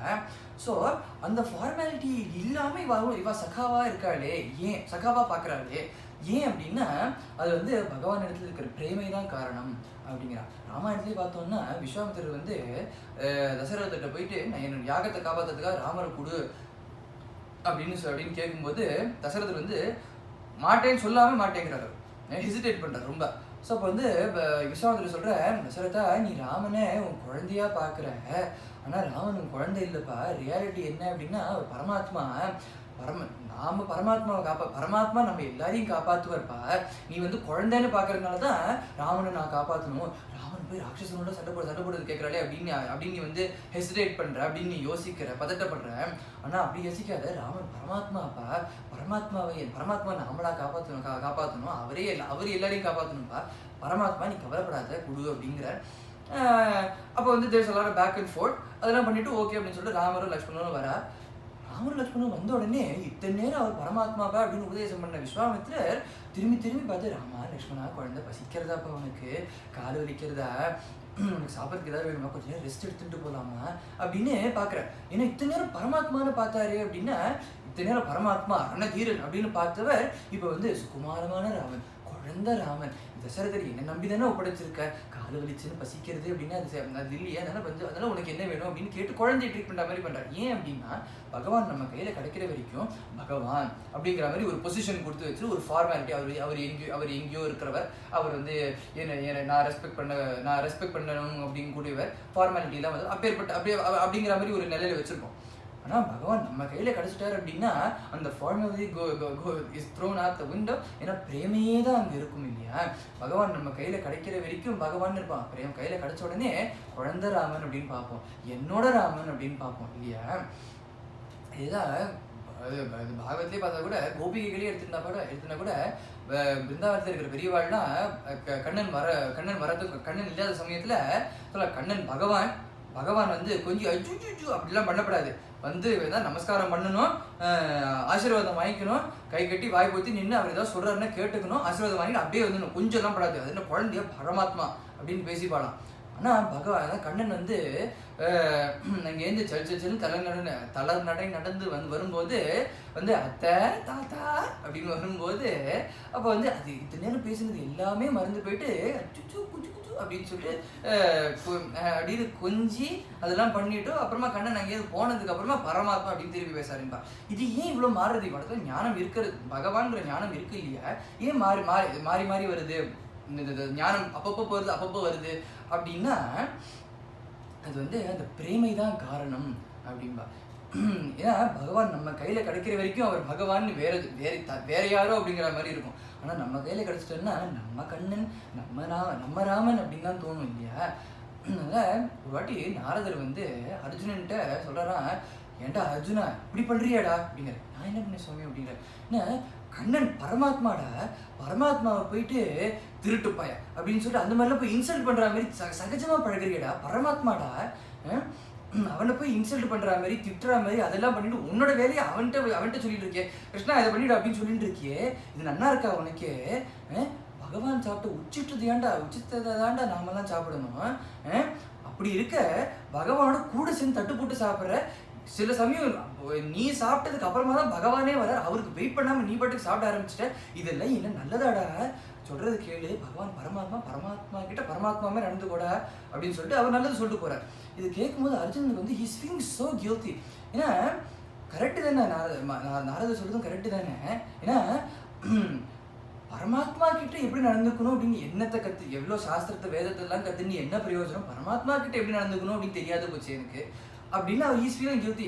நான் பண்ண பாவத்துக்குலாம் எவ்வளோ ஜென்மா எடுக்கணுமோ, எவ்வளோ ஜென்மா எடுத்து நான் பிராயச்சித்தம் பண்ணணுமோ அப்படின்னு ஈஸ் ஃபீலிங் கில்ட்டியாக இருக்கிறதுனால அப்படி உட்காந்துட்டு அப்படி காலை இப்படி நோண்டிட்டு இருக்காரு. காலை இப்படி நோண்டிட்டு இருக்க. அப்போ அங்கேருந்து கிருஷ்ணர் அங்கேருந்து ஏன்டா அர்ஜுனா, ஏன்டா உன் காலையும் நீ பிடிச்சிட்டு இருக்க, வா வா என் காலம் வச்சுக்கோ, நான் பிடிச்சி விட்றேன் வா அப்படின்னு வர. அப்போ அர்ஜுன் நீ எங்கடா போன, நீ எங்கேயோ போனதுனால தானே நான் என் காலை பிடிச்சிட்டு இருக்கேன் வா அப்படின்னு சொல்லிட்டு அவரா காலை எடுத்து அவர் கண் மேலே வச்சுக்கிற, வா பிடிச்சி விடுவா அப்படிங்கிற. நம்ம பகவான் படி பிடிச்சி விட்டுருக்க. இப்போ கொஞ்ச நேரத்துக்கு முன்னாடி பரமாத்மா எவ்வளோ ஜென்மம் பாவத்தை கழிக்கிறது, நான் எவ்வளோ ஜென்மம் எடுக்கணும் அப்படின்னு ஃபீல் பண்ணிட்டு இருந்தவ கண்ணன் படியில் வச்சுக்கோ அப்படின்னானே அட்லீஸ்ட் கொஞ்சம் ஹெசிடேட் பண்ணியிருக்கலாமோ இல்லையா. அதுவும் இல்லாமல் அவராக எடுத்து வச்சுக்கிறாரு. ஏன் அப்படின்னா பகவான் பக்கத்தில் கிடைச்சோன்னா அந்த பிரேம தான் நிலைச்சு நிற்கும் இல்லையா. இதுக்கு சொல்லுவான், ஞானம்ங்கிறது ஸ்திரமானது, ஒரு மலை மாதிரி ஸ்திரமானது. ஆனால் பிரேமைங்கிறது மிருதுவானது, கிளவுட் மாதிரி, மேகம் மாதிரி. ஒரு மலையை எப்படி ஒரு மேகம் சூழ்ந்து அங்கே மலை இருக்குன்னே தெரியாத மாதிரி பண்ணிடுறதோ அந்த மாதிரி ஸ்திரமா இருக்கிற ஞானத்தை பிரேமைங்கிற மெதுவா இருக்கிற பிரேமைங்கிற மேகம் அதை மறைச்சிருக்கிறதுனால அந்த ஞானம் மறைஞ்சிடுறது, பிரேமையே நிலைச்சிருக்கு அப்படிங்கிறது தான் காரணம் அப்படின்னு இந்த ஸ்லோகத்தை சொல்றாரு. विरचिता भयं वृष्णिधुर्यते चरणमीयुषां संसृतिर्भयात् करसरोरुहं कान्तकामदं शिरसि देहिनः श्रीकरग्रहं. கோபிகளுக்கு ஞானம் இருக்கு, பிரேமம் இருக்கு. இது மட்டும் இருந்தா பார்த்தது இன்னும் ரெண்டு ரொம்ப முக்கியம் அப்படிங்க. அது என்னது அப்படின்னா விவேகம், வைராக்கியம் அப்படின்னு. இப்போ பிரேமம் இருக்கு, பகவான் ஞானம் இருக்கு, இதுதான் பகவான். பிரேமம் இருக்கு, அதனால அவர்கிட்ட தான் போகணும். ஞானம் இருக்கு, இந்த பாதையில தான் போகணும் அப்படின்னு நான் முடிவு பண்ணிட்டேன். But as we saw earlier, we have to make decisions on a daily basis, right? So அதனால ஒரு every day we're faced with decisions இல்லையா. அதனால கரெக்டாக டிசிஷன் எடுக்கணும். இப்போ 2 மணி நேரம் சத்சங்கம் போகணும், 2 மணி நேரம் சத்சங்கம் இருக்கு, அதே 2 மணி நேரத்தில் ஒரு படம் ரிலீஸ் ஆகுது, ஃபர்ஸ்ட் ஷோ போய் பார்த்தே ஆகணும் அப்படின்னு இருக்கு. ஸோ இது விவேகம் என்ன பண்ணோம் அப்படின்னா, we have to choose இதுவா அதுவா அப்படின்னு. விவேகம் என்ன பண்ணோம் அப்படின்னா, நான் படத்துக்கு போனேன்னா, ஒரு நல்ல படத்துக்கு போனேன் அப்படின்னா 2 மணி நேரம் நான் சந்தோஷமா இருப்பேன். ஆனால் நான் இங்கே போனேன், சத்சங்கத்துக்கு போனேன்னா அதே 2 மணி நேரத்துக்கு நான் சத்சங்கம் போனேன்னா 2 மணி நேரம் ஆனந்தமா இருப்பேன். சந்தோஷத்துக்கும் ஆனந்தத்துக்கும் வித்தியாசம் இருக்கு இல்லையா. ஸோ அதனால விவேகம் என்ன சொல்லும் அப்படின்னா, இது சந்தோஷம், இது ஆனந்தம். ஆனந்தத்துக்கு there is no equal, சந்தோஷத்துக்கு there's an opposite. ஆனந்தத்துக்கு ஆப்போசிட்டே இல்லை. சந்தோஷத்துக்கு துக்கம், அப்படி சுகம் துக்கம், சந்தோஷம் அது கஷ்டம் அப்படின்னு ஆப்போசிட்ஸ் இருக்கு. ஆனால் ஆனந்தத்துக்கு ஆப்போசிட்டே கிடையாது. அது பெர்மனன்ட். சந்தோஷம் டெம்பரரி. இது ஆனந்தங்கிறது பெர்மனன்ட். ஸோ சத்சங்கத்துக்கு போனால் ஆனந்தம், இப்போ வேற எங்கேயாவது போனோம்னா சந்தோஷம் அப்படின்னு விவேகம் சொன்னோம். ஸோ இதுதான் கரெக்ட் அப்படின்னு விவேகம் சொன்னோம். வைராக்கியம் இருக்கு தெரியுமா, அது என்னதான் விவேகம் இருந்தாலுமே பிரேம, ஞானம், விவேகம் இதெல்லாம் எல்லாமே வைராக்கியம் வெரி இம்பார்ட்டன்ட். ஏன்னா இப்போ நான் சூஸ் பண்ணிட்டேன், விவேகத்தினால நான் சூஸ் பண்ணிட்டேன் சத்சங்கம் தான் போகிறேன் அப்படின்னு. இப்போ என்னோட லாங் டைம் ஃப்ரெண்டு கூப்பிட்டுட்டு, ஏய் நான் இந்த படத்துக்கு நாங்கள் எல்லாருமே சேர்ந்து போகிறோம், இது லைக் ஓல்ட் டைம்ஸ், எல்லாருமே வரோம், நீ வரலையா அப்படிங்கும்போது அப்படின்னு பண்ணணும் அப்படின்னா அது அங்கே வைராக்கியம் தேவைன்னு அர்த்தம். ரைட். ஸோ வைராக்கியம் எதுக்கு அப்படின்னா, எல்லாம் சரிதான்ப்பா ஆனால் இது முக்கியம் அப்படின்னு சொல்லிட்டு இங்கே போனோம் அப்படின்னா வைராக்கியம் இருக்குது அப்படின்னு அர்த்தம். ஸோ இது 4மே வெரி இம்பார்ட்டன்ட். ஸோ அதனால சொல்கிற கோபிகைகளுக்கு இந்த 4மே இருக்குது அப்படிங்கிற சொல்கிற. இது 4மே இருக்கிறதுனால தான் கோபிகைகள் சொல்கிற பகவானோட சரண கமலங்கள் தான் இந்த பயங்கரமாக இருக்கிற சம்சாரத்துலேருந்து விடுதலை, ஒரு ரெஃப்யூஜ் அப்படிங்கிற. ஏன்னா சொல்கிறா இந்த சம்சாரம் இட்ஸ் ஹாரிஃபைங், இட்ஸ் டெரிஃபைங் அப்படின்னு சொல்கிறா கோபிகைகள். இந்த சம்சாரம் எப்போ யாருக்கு ஹாரிஃபைங் டெரிஃபைங்காக இருக்கும் அப்படின்னா, அபக்தாளுக்கு தான் இந்த மாதிரி இருக்கும் அப்படிங்கிறா.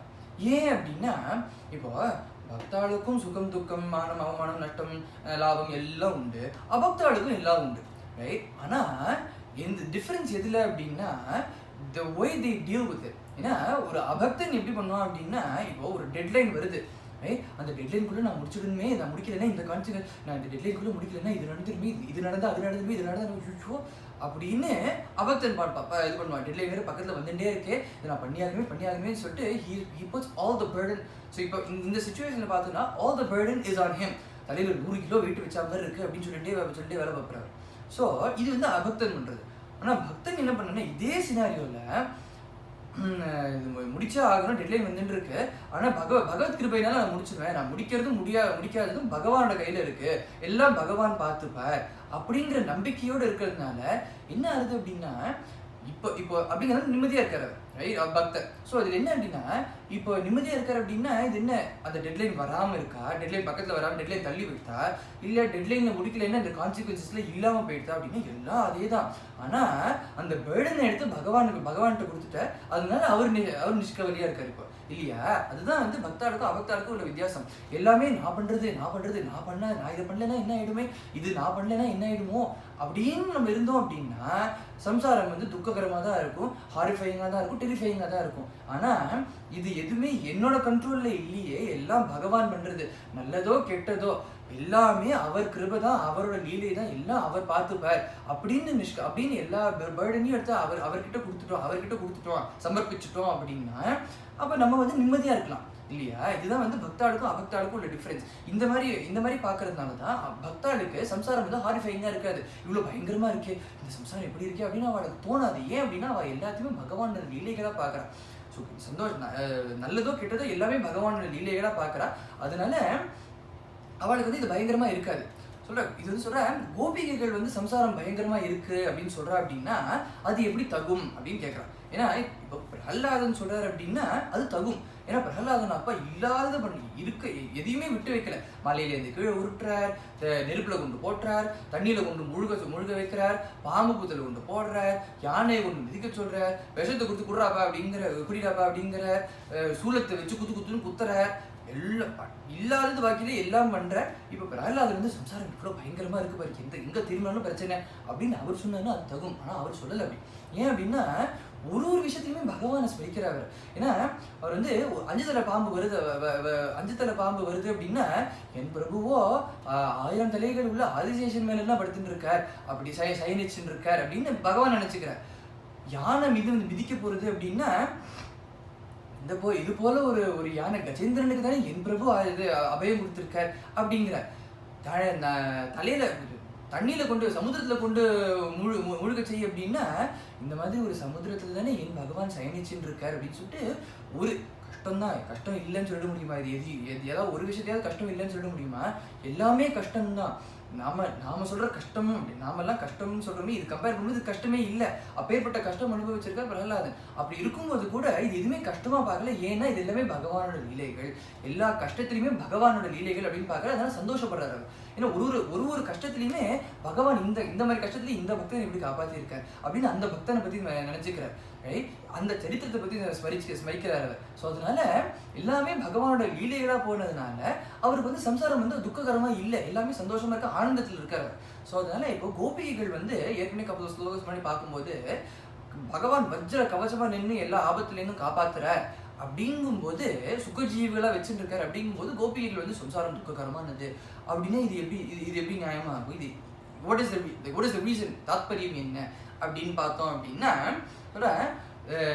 சம்சார துக்கமானதுன்னா நார்மல் மெட்டீரியல் கஷ்டத்தை பத்தி நான் சொல்லலை.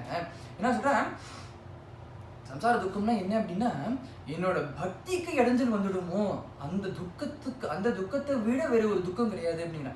பிரஹ்லாத ஸ்ருதியிலேயே நரசிம்மர் சொல்றார், உனக்கு பயமே இல்லையாடா பிரஹ்லாதா, ஏன்னா என்னோட இந்த ரூபத்தை கண்டு திக்கஜங்களும் நடுங்கிறது அப்படிங்கும்போது நீ என் மடியில உட்கார்ந்துட்டு பேசிட்டு இருக்கியோ, உனக்கு பயமே கிடையாதா அப்படிங்கும்போது பிரஹ்லாதன் சொல்ற, எனக்கு பயம் இருக்கு, எனக்கு ஒரே ஒரு பயம் இருக்கு. என்ன அப்படின்னா ஒரு க்ஷணம் உங்களை ஸ்மரிக்காம போயிடுவேனோ, ஒரு க்ஷணம் பக்தி இல்லாம போயிடுமோ, அதுதான் எனக்கு பயம். இந்த சம்சாரத்தை கண்டு பயம். ஏன்னா இந்த சம்சாரத்துல நடக்கிற காரியங்கள் அப்படி ஒரு க்ஷணம். ஏன்னா என்னதான் இருந்தாலுமே உங்களோட கிருபை இருந்தது அப்படின்னா நான் உங்களையே தான் ஸ்மரிச்சுட்டு இருப்பேன், எல்லாம் ஓகேவா இருக்கும். ஆனா ஒரு க்ஷணம் நான் மறந்துட்டேன் அப்படின்னா என்ன பண்றது, அதுதான் எனக்கு பயம் அப்படிங்கிறா.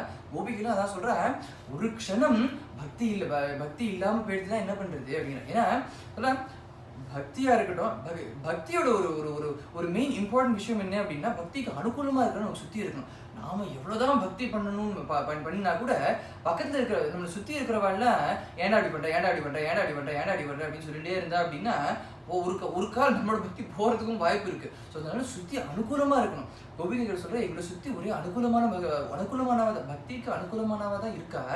ஒரு கால் ஒரு க்ஷணம் நான் வந்து நான் வந்து சதாசர்வகாலம் உன்னை ஸ்மரிச்சுட்டு தான் இருக்கேன். ஒரு க்ஷணம் ஒரு கால் என்னை ஸ்மரிக்கலைன்னா கூட மற்றவாள்லாம் என்னை ஸ்மரிக்க வைக்கிறா. அதனால எனக்கு பக்தியே கொடுக்கணும், பக்திக்கு அனுகூலமாக இருக்கிறவாளை என்னை சுற்றி பக்திக்கு அனுகூலமாக இருக்கிறவாளையே வைக்கணும். பக்தி பீக்ஷை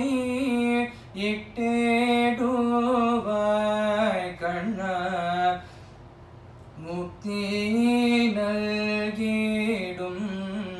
பக்தி பீக்ஷை பக்தி பீக்ஷை இட்டேடுவாய் கண்ணா அச்சுத அனந்த கோவிந்த என்று உன் கோவிலின் வாசலில் கூவிடும் எனக்கு பக்தி பீக்ஷை இட்டேடுவாய் கண்ணா.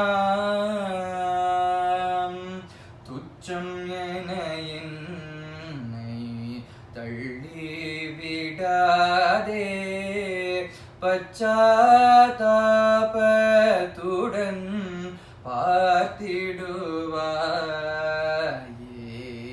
கூச்சத்தை வேட்டு கூவிடுவேன் நானே நிச்சயமாய், வேறு கதியில்லை எனக்கு பக்தி பீக்ஷை இட்டேடுவாய் கண்ணா முக்தி நல்கிடும். பக்தி பீக்ஷை பக்தி பீக்ஷை இட்டேடுவாய் கண்ணா அப்படின்னு பக்தியை பிக்ஷையை இட்டுடுவாய். சதாசர்வகாலமும் எனக்கு மேலே பக்தி இருந்துகிட்டே இருக்கணும், என்னை சுற்றி என்னோட பக்தியை மேலும் மேலும் வளர்க்க சொல்கிற மாதிரி அனுகூலமானவா என்னை சுற்றி இருக்கணும் அப்படின்னு ஸ்லோகத்தை சொல்கிறார். விரஜனார்த்திஹன் வீரயோஷிதாம் நிஜஜனஸ்மய த்வம்சனஸ்மித பஜசகே பவ கிங்கரிஸ்மனோ ஜலருஹானனம் சாருதர்ஷய. வீரம் அப்படிங்கிறது வந்து it should be use for the betterment of society அப்படிங்கிற. வீரம் பலம் பராக்கிரமம் இது எல்லாமே வந்து it should be use for the betterment of society, right? இது எதுவுமே அடுத்தவனை ஒழிச்சு கட்டணும் அப்படிங்கிற மாதிரி அடுத்த வாழ்க்கை ஹானி கொடுக்குற மாதிரி பண்ணக்கூடாது. ஏன்னா நமக்கு இருக்கிற வீரம் பலம் பராக்கிரமம் ஞானம் இது எல்லாத்தையுமே அடுத்த வாழ்க்கை ஹெல்ப் பண்ணுறதுக்காக பண்ணுறதுங்கிறது பாகவத தர்மம், பாகவத குணம். அடுத்தவன் எக்கேடு கட்டாவது போட்டோம் எனக்கு வேண்டியதை தான் நான் பண்ணிப்பேன் அப்படின்னா அது அசுரத்தனம் அப்படின்பா. ஸோ அதனால நம்மளோட வீரம் பலம் பராக்கிரமம் இது எல்லாத்தையுமே அடுத்த வாழ்க்கை காப்பாற்றுறதுக்காக அடுத்த வாழ்க்கை ஹெல்ப் பண்ணுறதுக்காக யூஸ் பண்ணணும் அப்படிங்கிற. அதனால இந்த இடத்துல கோபிகைகள் பகவானை விரஜ ஜனார்த்திகன் அப்படிங்கிறார்.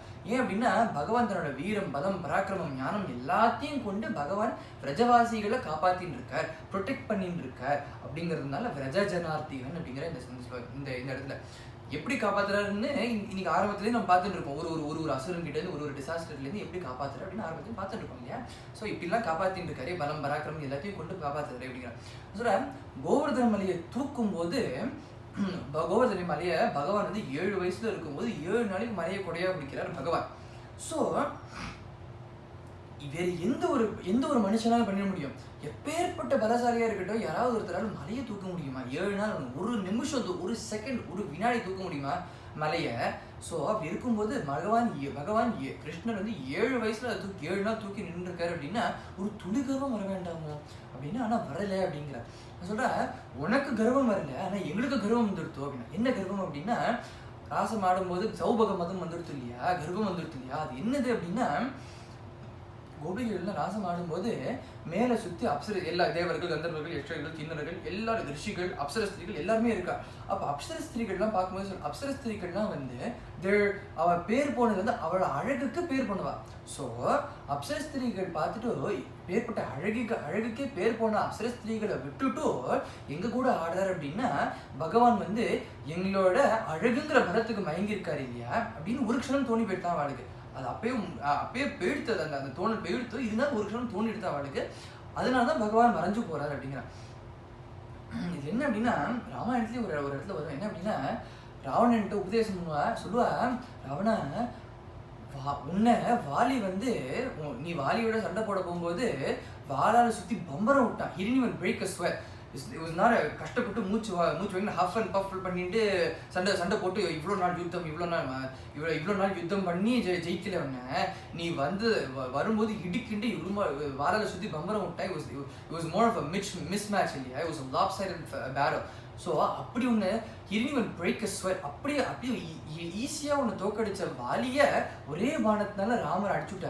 ஸோ நீ வாலிக்குள்ள அடக்கம், வாலி ராமருக்குள்ள அடக்கம்னா நீ ராமருக்குள்ள அடக்கம் தானே அப்படின்னு சொல்கிறா. ஸோ அது மாதிரி இப்போ இதே மாதிரி கோபிகளுக்கு தோணிட்டு தான் பகவானோட புஜ பலம் இருக்கு. புஜ பலத்தினால பகவான் கோவர்தன மலையை தூக்குறார். அந்த புஜ பலம் எங்களோட இந்த அழகுங்கிற பலத்துக்குள்ள அடக்கம் அப்படின்னு அவளுக்கு அது ஒரு க்ஷணம் தோணி போயிட்டான். அதனாலதான் அந்த அகங்காரம் வந்ததுனாலதான் பகவான் மறைஞ்சுட்டார், to get rid of this அகங்காரம் அப்படிங்கிற. அப்போ கோபிகைகள் சொல்ற, இந்த அகங்காரத்தை போக்கணும் அப்படின்னா ஏன் மறைஞ்சு போகணும்?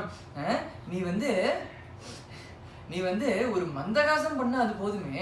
ஏன்னா நாங்க பலம் எங்களோட பலம் அப்படின்னு நாங்க சொல்றது எங்களோட அழகுதான். நீ மந்தகாசம் பண்ணிட்டே அப்படின்னா ஏற்கனவே சொன்ன மாதிரி கம்பேர் பண்றதுக்கு எதுவுமே இல்லை இல்லையா. பகவானோட மந்தகாசம் மலை அப்படின்னா மீதி எல்லாமே மடு இல்லையா. ஸோ அதனால நீ மந்தகாசம் பண்றேன்னா அந்த அழகு உன்னோட அந்த அழகுங்கிற பலம் எங்களோட அழகுங்கிற பலம் உன்னோட அந்த மந்தகாச பலத்துக்குள்ள அடக்கம் அப்படின்னு சொல்ற. அதனால நீ ஏன் எங்ககிட்ட மறைஞ்சு போகணும், எங்களுக்கு ஒரு பாடம் கற்பிக்கணும் அப்படின்னா ஏன் எங்களோட கர்வத்தை அழிக்கணும் அப்படின்னா ஏன் மறைஞ்சு போகணும்? நீ ஒரு மந்தகாசம் பண்ணா அது போதாதா கண்ணா? உன்னோட அந்த அருமை, அவனோட அந்த அழகான மந்தகாசம், மதுரமான அந்த மந்தகாசம், மதுரமான உன்னை பார்க்கணும்னு ஆசையா இருக்கு, உனக்கு மேலும் மேலும் கைங்கரியம் பண்ணணும்னு ஆசையா இருக்கு. அதனால திரும்ப எங்களுக்கு தரிசனம் கொடு அப்படிங்கிறான். प्रणत देहिना पापकर्षणं तृणचरानुगं श्रीनिकेतनं फणिफणार्पितं ते पदाम्बुजं कृणकुचेषु नः कृन्दिहृश्चयं.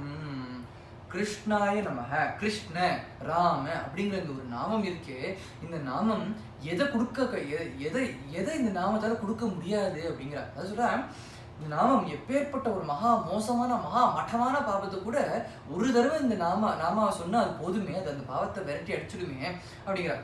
விஷ்ணு சஹஸ்ரநாமத்துல விஷ்ணு சஹஸ்ரத்துக்கு முன்னாடி யுதிஷ்டர் பீஷ்மர்கிட்ட கேட்கிறார், கிம் ஜபன் முச்சதே ஜந்துஹோ அப்படிங்கிறார். அதாவது ஜந்து அப்படின்னா இந்த பிரபஞ்சத்துல பிறந்தவா எல்லாருமே ஜந்து தான். அது ஒன் செல் ஆர்கனிசமா இருக்கட்டும், இல்லை மல்டி செல் ஆர்கனிசமா இருக்கட்டும், மேமல்ஸா இருக்கட்டும், ஆம்பிபீஸா இருக்கட்டும், யாரா வேணா இருக்கட்டும், ஒரு அறிவா இருக்கட்டும், 6 அறிவா இருக்கட்டும், அறிவே இல்லாம கூட இருக்கட்டும், யாரா வேணா இருக்கட்டும், எல்லாருமே பிறந்துட்டோம் அப்படின்னா ஜந்துக்கள் தான்.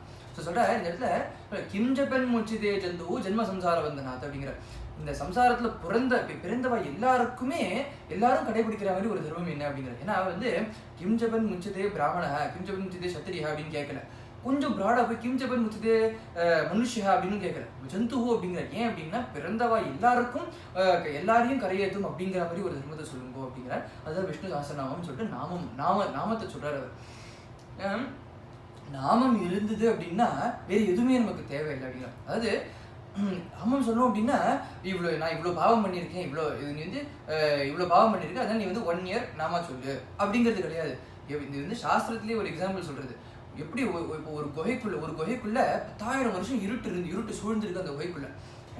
அப்போ அங்கேருந்து ஒரு எக்ஸ்ப்ளோரர் அந்த ஒரு தீபம் ஏற்றி வைக்கிறார். அப்போ அந்த இருட்டு ஆர்கியூ பண்ணாது, நான் 10,000 வருஷம் இருக்கேன், நீ ஒரு 1000 வருஷமாவது ஏறி அப்பதான் நான் அப்பதான் போவேன் அப்படின்னு ஆர்கியூ பண்ணாது.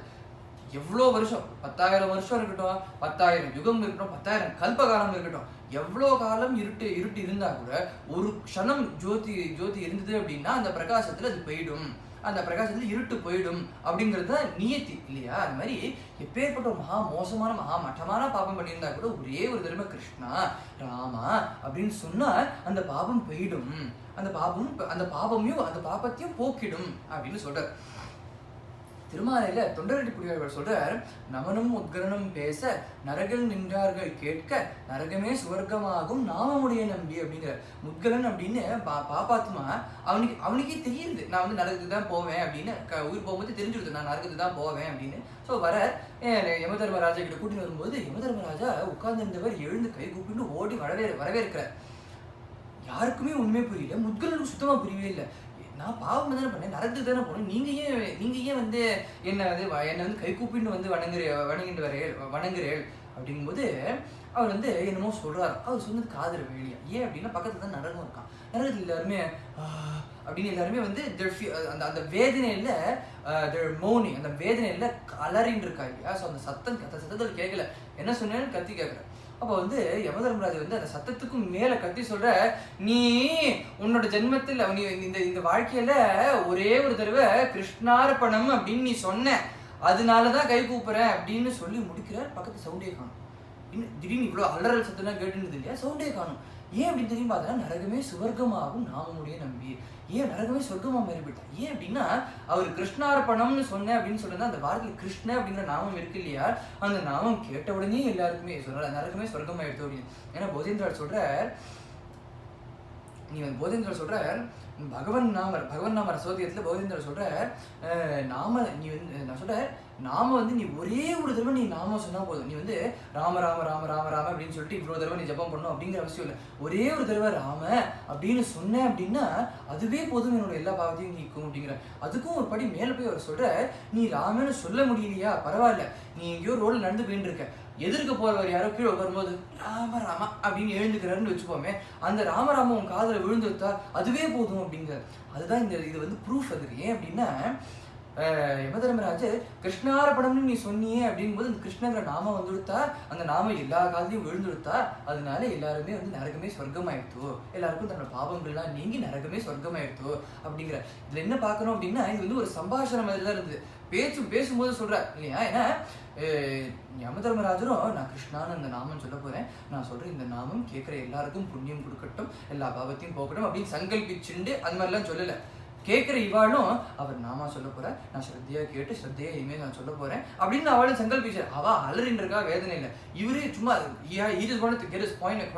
சொல்ற விஷயம் அவனுக்கு காதல் வேணும் கிருஷ்ணா அப்படின்னு சொன்ன அதுக்கே போயிடுது அப்படின்னு. அதனாலதான் பாரத பூமியில பிறந்தவா எல்லாருக்குமே பாரத பூமியில் பிறந்தவாளுக்கு ஈஸியா இருக்கும் வைகுண்ட முக்தி அடையிறதுக்கு அப்படிமா. ஏன் அப்படின்னா அவ அபக்தாலாவே இருந்தாலுமே அங்க இருக்கிற முக்காவாசி பேர் ராமா கிருஷ்ணா சிவான் தானே இருக்கு. ஸோ அதனால அவ அபக்தாலாவே இருந்தாலுமே டே ராமகிருஷ்ணா என்னடா பண்ற அப்படின்னு வாயில நாமம் வந்துருது, டே சிவா அதை கொண்டாடா அப்படின்னா வாயில நாமம் வந்துருது, மணிகண்டா ஏண்டா பண்ற இப்படி அப்படின்னா வாயில நாமம் வந்துருது, ரைட்? ஸோ அதனால நாமம் வந்து ஒரு தடவை சொன்னா போதும், கேட்டா போதும். அது வந்து நான் சொல்லணும் அப்படின்னு சங்கல்பம் பண்ணிட்டு நாம சொல்றதுனால இது நடக்கணும் அப்படின்னு சங்கல்பம் பண்ணின்றது இல்லை. நெருப்புல எப்படி, அதாவது ஒரு நெருப்பை நான் வந்து தொட்டுட்டேன் அப்படின்னா எனக்கு சுடும். அது தெரிஞ்சு தொடரணும்னு சுடும், தெரியாம தொட்டாலும் சுடும் இல்லையா? இந்த மாதிரி நான் நாமத்தை தெரிஞ்சுட்டு அந்த பலன்லாம் தெரிஞ்சுன்னு சொன்னாலும் சரி, தெரியாம நான் சொன்னாலும் சரி, வாயில சும்மா வந்து சொன்னாலும் சரி, அந்த நாமத்தோட பலன் கொடுக்கதான் கொடுக்கும். அப்படிங்கிறதுனாலதான் நமனும் முத்கலனும் பேச நரகில் நின்றார்கள் கேட்க நரகமே சொர்க்கமாகும் நாமமுடைய நம்பி அப்படின்னு சம்பாஷணையினாலேயே நரகமே சொர்க்கமாயிடுது அப்படிங்கிற சொல்ல. காவலில் புலனை வைத்து கலிதன்னை கடக்க பாய்ந்து நாவலிட்டு ஊழி தருகின்றேன் நமந்தமர் தலைகள் மீதே மூவலகு உண்டுமிழ்ந்த முதல்வ நின் நாமம் கற்ற ஆவல புடமையை கண்டாய் அரங்கமா நகருடானே அப்படிங்கிறார். சொல்ற ரங்கநாதா, நான் உன்னோட திருநாமத்தை நான் தெரிஞ்சுன்னுட்டேன், நான் புரிஞ்சுன்னுட்டேன். அதனால என்னோட இந்திரியங்கள் எல்லாம் என்னோட கட்டுப்பாட்டுக்கு வந்துடுதோ, கட்டுப்பாட்டுக்குள்ள வந்துடுதோ. அதனால என்னோட பாவங்கள்லாம் தெரிச்சு ஓடுறது. அதனால சொல்ற எனக்கு இனிமே பயமே இல்லை அப்படிங்கிற. அதாவது இப்போ எனக்கு வந்து ஒருத்தரை பார்த்தா பயம் அப்படின்னா ஏன் பயம் அப்படின்னா அவர் வந்து என்னோட பலசாலி அப்படிங்கிறதுனால எனக்கு அவரை பார்த்து பயம். இப்போ அந்த மாதிரி ஒரு சுச்சுவேஷன் நான் என்ன பண்ணுவேன் அப்படின்னா I will try to create an alliance இல்லையா. நான் ஒரு ஆலையை கூட்டிகிட்டு போவேன். அந்த ஆலை வந்து அவரும் என்ன மாதிரி ஒருத்தராக இருந்தாருன்னா அது பிரயோஜனம் இல்லை.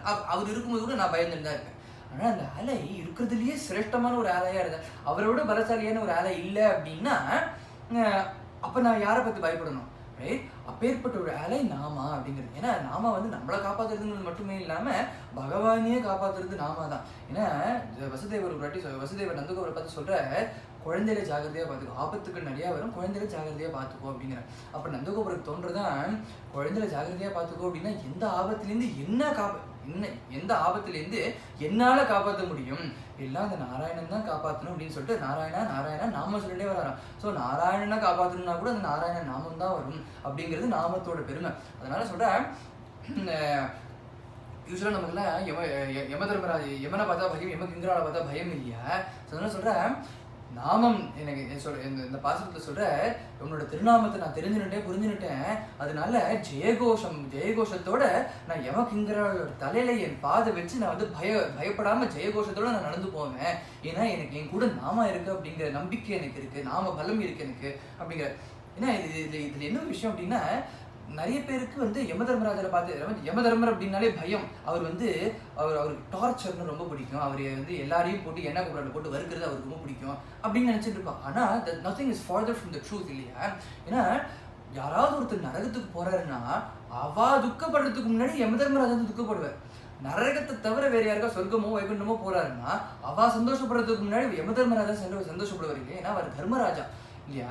சொல்ல நம்ம ஒருத்தர் வந்து முக்தி அடைகிறா, வைகுண்டத்துக்கு போகிறா அப்படின்னா வைகுண்டத்துலேருந்து விமானம் வரும். அந்த விமானம் கொஞ்சம் ஹைட்டாக இருக்கும். அது வந்து படியில் ஏறி தான் போகணும். ஆனால் படி இல்லையா. இப்போ படி இல்லையா, என்ன பண்ணுறதுன்னு அதுலேயும் போய் ஒரு ஸ்டூல் எடுத்து வந்து போட்டுக்கணுமா அப்படின்னு தேடிட்டு இருக்கும்போது அங்கேருந்து யமதர்மராஜா ஓடி வந்து என் தலையில் காலை வச்சு நான் ஏறிப்போ, என் தலையை படியாக வச்சு ஏறிப்போ அப்படின்னு சொல்கிறாரா. ஏன் அப்படின்னா ஒரு பாகவதனோட கால் என் தலையில் ஒரு பாகவதனோட பாதஸ்பரிசம் எனக்கு கிடைக்கட்டுமே அப்படின்னு யமதர்மராஜனும் சொல்லுவாரா, எல்லா யமகிங்கர்கள் எல்லாருமே சொல்லுவா அப்படிங்கிறது நாம மகிமை, நாமத்தோட ஒரு பெருமை இல்லையா. ஏன்னா இப்போ இந்த சரீரம் அப்படின்னு பார்த்தோம் அப்படின்னா பஞ்சபூதங்களான ஆனது இந்த சரீரம். இப்போ பஞ்சபூதங்களான ஆன இந்த சரீரம் பஞ்சபூதங்களான ஆன இந்த பிரபஞ்சத்துக்குள்ளதான் உபயோகமாகும், யூஸ்ஃபுல்லா இருக்கும். இதை விட்டுட்டு நான் வேற எங்கேயாவது போறேன் அப்படின்னா சரீரத்தை விட்டு நான் ஆத்மா மட்டும்தான் கிளம்பும். அதனாலதான் இப்போ உயிர் போயிடுத்தோம் அப்படின்னா ஆத்மா மட்டும்தான் கிளம்புறது. அது சொர்க்கமோ நரகமோ வைகுண்டமோ எல்லாமே ஆத்மா மட்டும் தான் போகுது. ஆத்மா போயிட்டு எந்தெந்த லோகத்துக்கு போறதோ அதுக்கு ஏற்ற மாதிரி அவாவா சரீரத்துக்கு கொடுத்துருவாங்க ஆத்மாவுக்கு, ரைட். ஸோ இந்த பஞ்சபூதத்தினால ஆன இந்த சரீரம் பஞ்சபூதத்தினால ஆன இந்த பிரபஞ்சத்துல தான் யூஸ்ஃபுல்லாக இருக்கும், ரைட். ஆனால் துக்காராம் போன்ற மகான்கள்லாம் என்ன ஆகுது அப்படின்னா அவர் வந்து இந்த சரீரத்தோடையே பஞ்சபூதங்களான ஆன இந்த சரீரத்தோடையே வைகுண்டம் போறார். அது எப்படி அப்படின்னா அவர் அப்படி நாம சொல்ல சொல்ல சொல்ல சொல்ல பஞ்சபூதங்களால ஆன இந்த சரீரம் அமிர்தத்துவம் வந்துடுறது. ஸோ அதனால இந்த அமிர்தத்தினால பஞ்சபூதங்களால ஆன சரீரம் அமிர்தத்துவம் வந்ததுனால அமிர்தத்தினால ஆன சரீரமா ஆனதுனால அமிர்தம்ங்கிறதுனால அது எங்க வேணா போகும் அப்படிங்கிறதுனால இந்த சரீரத்தோடயே அவர் வைகுண்டம் போறார் அப்படின்னு. அவர் மட்டும் இல்ல, மீரா மாதா வந்து இந்த சரீரத்தோடயே துவாரகாதீசனோட போய் கலந்து வைகுண்டம் போறார். சைத்தன்ய தேவர் வந்து பூரி ஜெகநாதரோட போய் கலக்கிறார். ஸ்ரீதர் ஐயாவாள் வந்து மகாலிங்கத்தோட போய் கலக்கிறார். போதேந்திரால் ஜீவ சமாதியில இருக்க, ஞானேஸ்வரர் ஜீவ சமாதியில இருக்க, நாமதேவர் பூமி கடியில போய் இருக்கார். எல்லாமே தன்னோட சரீரத்தோட வைகுண்டத்துல இருக்கா. ஏன் அப்படின்னா அவ நாமா சொல்லி சொல்லி சொல்லி சொல்லி இந்த சரீரம் இது வந்து அவரோட சரீரம் இனிமே பஞ்சபூதங்களால ஆன சரீரமா இல்ல, அமிர்தத்துவம் அடைஞ்சதுனால அமிர்தத்தினால ஆன சரீரம், அதனால சரீரத்தோடய வைகுண்டம் போறா அப்படின்னு நாம மகிமையை சொல்ல ஆரம்பிச்சோம் அப்படின்னா, நாம என்ன கொடுக்கும் அப்படின்னு சொல்ல ஆரம்பிச்சோம் அப்படின்னா, இந்த ஜென்மா ஒரு ஜென்மா போதுமா, எவ்வளவு ஜென்மா தான் போதும், நாமம் என்ன கொடுக்காது இல்லையா. நாமம் ஒன்றே போதுமே வீண் பேச்சதற்கு ஹரி, நாமம் ஒன்றே போதுமே சாதனமும் நாமமாம் சாத்தியமும் நாமமாம் சம்சார வேதனை நீக்கி சாந்தி நல்கிடுமாம் நாமம் ஒன்றே போதுமே.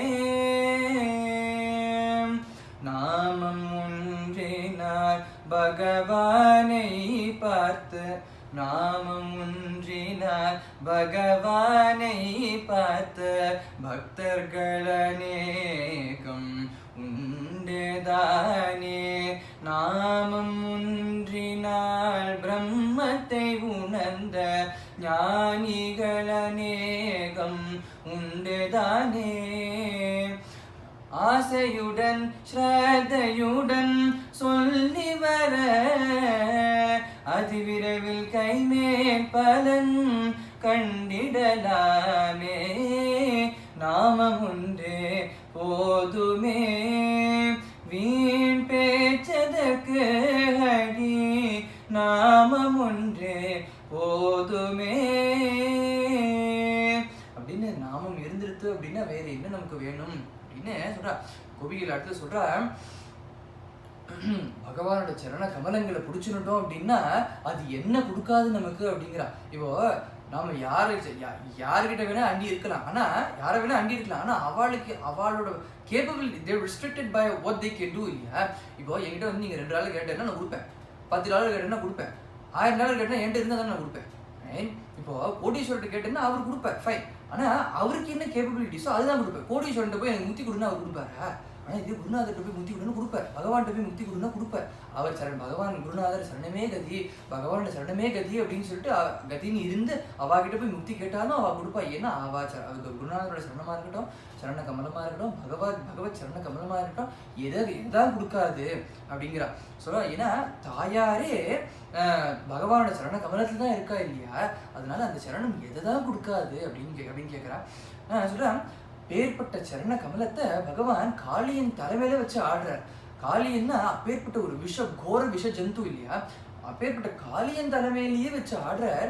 ஆனா எங்களோட ஹிருதயத்துல வச்சு உங்க சரண கமலத்தை வைக்க மாட்டேங்கிறீங்களே அப்படின்னா அந்த காளியனை விட மோசம். காளியன் அப்பேற்பட்ட கோர ஜந்து. எங்களோட ஹிருதயம் அப்பேற்பட்ட அதை விட கோரமான விஷம் வாய்ந்ததா, விஷம் தோய்ந்ததா எங்களோட ஹிருதயம். அதனால சொல்ற உங்களோட சரண கமலத்தை எங்களோட ஹிருதயத்துல வச்சு எங்களோட விரகம்ங்கிற தாபத்தை அழிச்சிடுங்கோ அப்படின்னு இந்த ஸ்லோகத்தை சொல்ற. மதுரயா கிரா வல்குவாக்கியா புதமனோஜ்ஞயா புஷ்கரக்ஷணா விதிகரீரிமா வீரமுஹ்யதி அதரசீதுனா பியாயஸ்வனஹ. பகவான் எடுத்துட்டோம் அப்படின்னா எல்லாமே மதுரமா இருக்கும். அது சொல்ற ராசலி முன்னாடி ராசலி பகவான் மறையறதுக்கு முன்னாடி ராசலி நடந்தது இல்லையா, அந்த சிச்சுவேஷன் அந்த சினாரியோ எக்ஸ்பிளைன் பண்றான். சொல்றேன் அந்த சீனரி யமுனா நதி மதுரம், அந்த மரங்கள்லாம் மதுரம், அந்த நில ஒளி இருக்கே அது மதுரம், எல்லாம் மதுரம். அது அங்கு சூர பகவான் வந்து எங்கும் நிறைந்த, எல்லா இடத்துலயும் நிறைந்த பகவான். ஒரு கோபிக்கு ஒரு கண், ஒரு கண்ணுக்கு ஒரு கோபி அப்படின்னு சொல்லிட்டு அவ்வளோ ரூபம் தரிச்சுட்டு எல்லா இடத்துலயும் நிறைஞ்சிருந்தாரே பகவான் கண்ணன். அந்த அந்த அந்த விஸ்வரூபமும் மதுரம், பகவான் இடத்துல எல்லாமே மதுரம், அந்த அந்த எல்லாமே மதுரம் அப்படிங்கிறா. பகவான் இடத்துல எல்லாமே மதுரம், அவரோட வார்த்தையும் மதுரம் அப்படிங்கிறா. ஏன் இதை ஸ்பெசிஃபிக்கா சொல்றா அப்படின்னா, பகவான் வந்து கோபிகைகளுக்கு பிடிக்காத ஒரு விஷயத்த சொன்னார். அது என்ன சொன்னார் அப்படின்னா, பகவான் காவலி நிஷாதத்தை கூப்பிட்டு நோட்டை வாசிச்சு கூப்பிட்டுட்டு எல்லாரும் வந்த உடனே பகவான் வந்து ஸ்ரீ தர்மத்தை உபதேசம் பண்ணிட்டு நீங்க வந்து ஆதுக்கு போங்க அப்படின்னு சொல்லிட்டாரு இல்லையா. ஆதுக்கு போங்கன்னா அவளுக்கு பிடிக்குமா? அது பிடிக்காத வார்த்தை தானே. நான் சொல்றேன் என்னதான் எனக்கு நீங்க சொன்ன அந்த வார்த்தை எங்களுக்கு பிடிக்கலன்னா கூட நீங்க சொல்றது மதுரம் தான். ஏன் அப்படின்னா, நாம யாராவது ஒரு விஷயம் சொல்றோம் அப்படின்னா அந்த விஷயம் வந்து நமக்கு பிடிக்காத விஷயமா இருந்ததுன்னா அது மதுரமா இருக்காது நமக்கு. அந்த விஷயம் நமக்கு நல்லதாவே இருக்கட்டுமே, எனக்கு வேண்டாம், அது கேட்க வேண்டாம் அப்படிங்கிற மாதிரி ஒரு விஷயத்த சொன்னா அப்படின்னா எனக்கு நல்லதாவே இருந்தா கூட அது மதுரமா இருக்காது. எனக்கு அது கெட்டது, ஆனா எனக்கு கேட்க he told me what I wanted to hear அப்படின்னா அது மதுரமா இருக்கும் இல்லையா. அப்படி இருக்க கோபிகைகள் சொல்றா எங்களுக்கு அப்படி இல்லை, நீங்க எதை சொன்னாலுமே எங்களுக்கு பிடிக்காத விஷயத்த சொன்னா கூட நீங்க சொல்றது மதுரம் தான் அப்படின்னு அவன் சொல்றா. பகவானோட வார்த்தைகள் மதுரமா இருக்கு அப்படின்னா மதுரமா இருக்கு, ஆனா டீப் மீனிங், ஒரு டீப் அர்த்தமும் இருக்கு. ஏன்னா பகவான் சொல்ற வார்த்தை ஒண்ணுதான், but it has so many layers that எந்த லெவல்ல ஒரு கேட்கறவா எந்த லெவல்ல இருக்காலோ அந்த லெவலுக்கு ஏற்ற மாதிரி புரிஞ்சுப்பா இல்லையா. இப்போ வியாசர், விஸ்வாமித்ரர், நாரதர், சுகர் போன்ற மகாரிஷி மகா ஞானிகள் எல்லாம் ஞானிகள் பகவான் சொன்ன ஒரு வார்த்தையை கேட்டா அப்படின்னா அவெல்லாம் வந்து அவர் சொன்ன அந்த அர்த்தத்துல லயிச்சிருப்பா. அர்த்தத்தை மதுரம் அப்படின்னு சொல்லி அந்த அர்த்தத்துல லயிச்சிருப்பா. ஆனா கோபிகைகள் சொல்றா எங்களை போன்ற இப்போ எங்களை போன்ற அந்த டீப் மீனிங்கை புரிஞ்சுக்க முடியாதவான்னா நீங்க சொல்ற விஷயமே மதுரமா இருக்கு அப்படின்னு சொல்லிட்டு நாங்க நீங்க சொல்ற அந்த வார்த்தையிலேயே மதுரமா இருக்கு, அவ அர்த்தத்துல மதுரமா இருக்கும்பா, இவ நாங்கெல்லாம் வார்த்தையிலேயே மதுரமா இருக்குன்னு சொல்லிட்டு வார்த்தையிலே லயிச்சிருக்கோம் அப்படிங்கிற.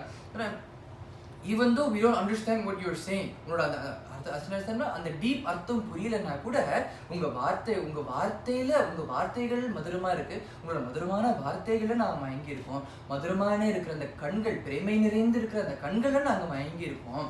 அதனால சொல்ற எங்களோட இந்த விரகம்ங்கிற எங்களோட தாபத்தை நீக்கி எங்களுக்கு தரிசனம் கொடுத்து எங்களோட விரகம்ங்கிற இந்த தாபத்தை நீக்கணும் அப்படின்னு பிரார்த்திச்சுக்கிறோம்.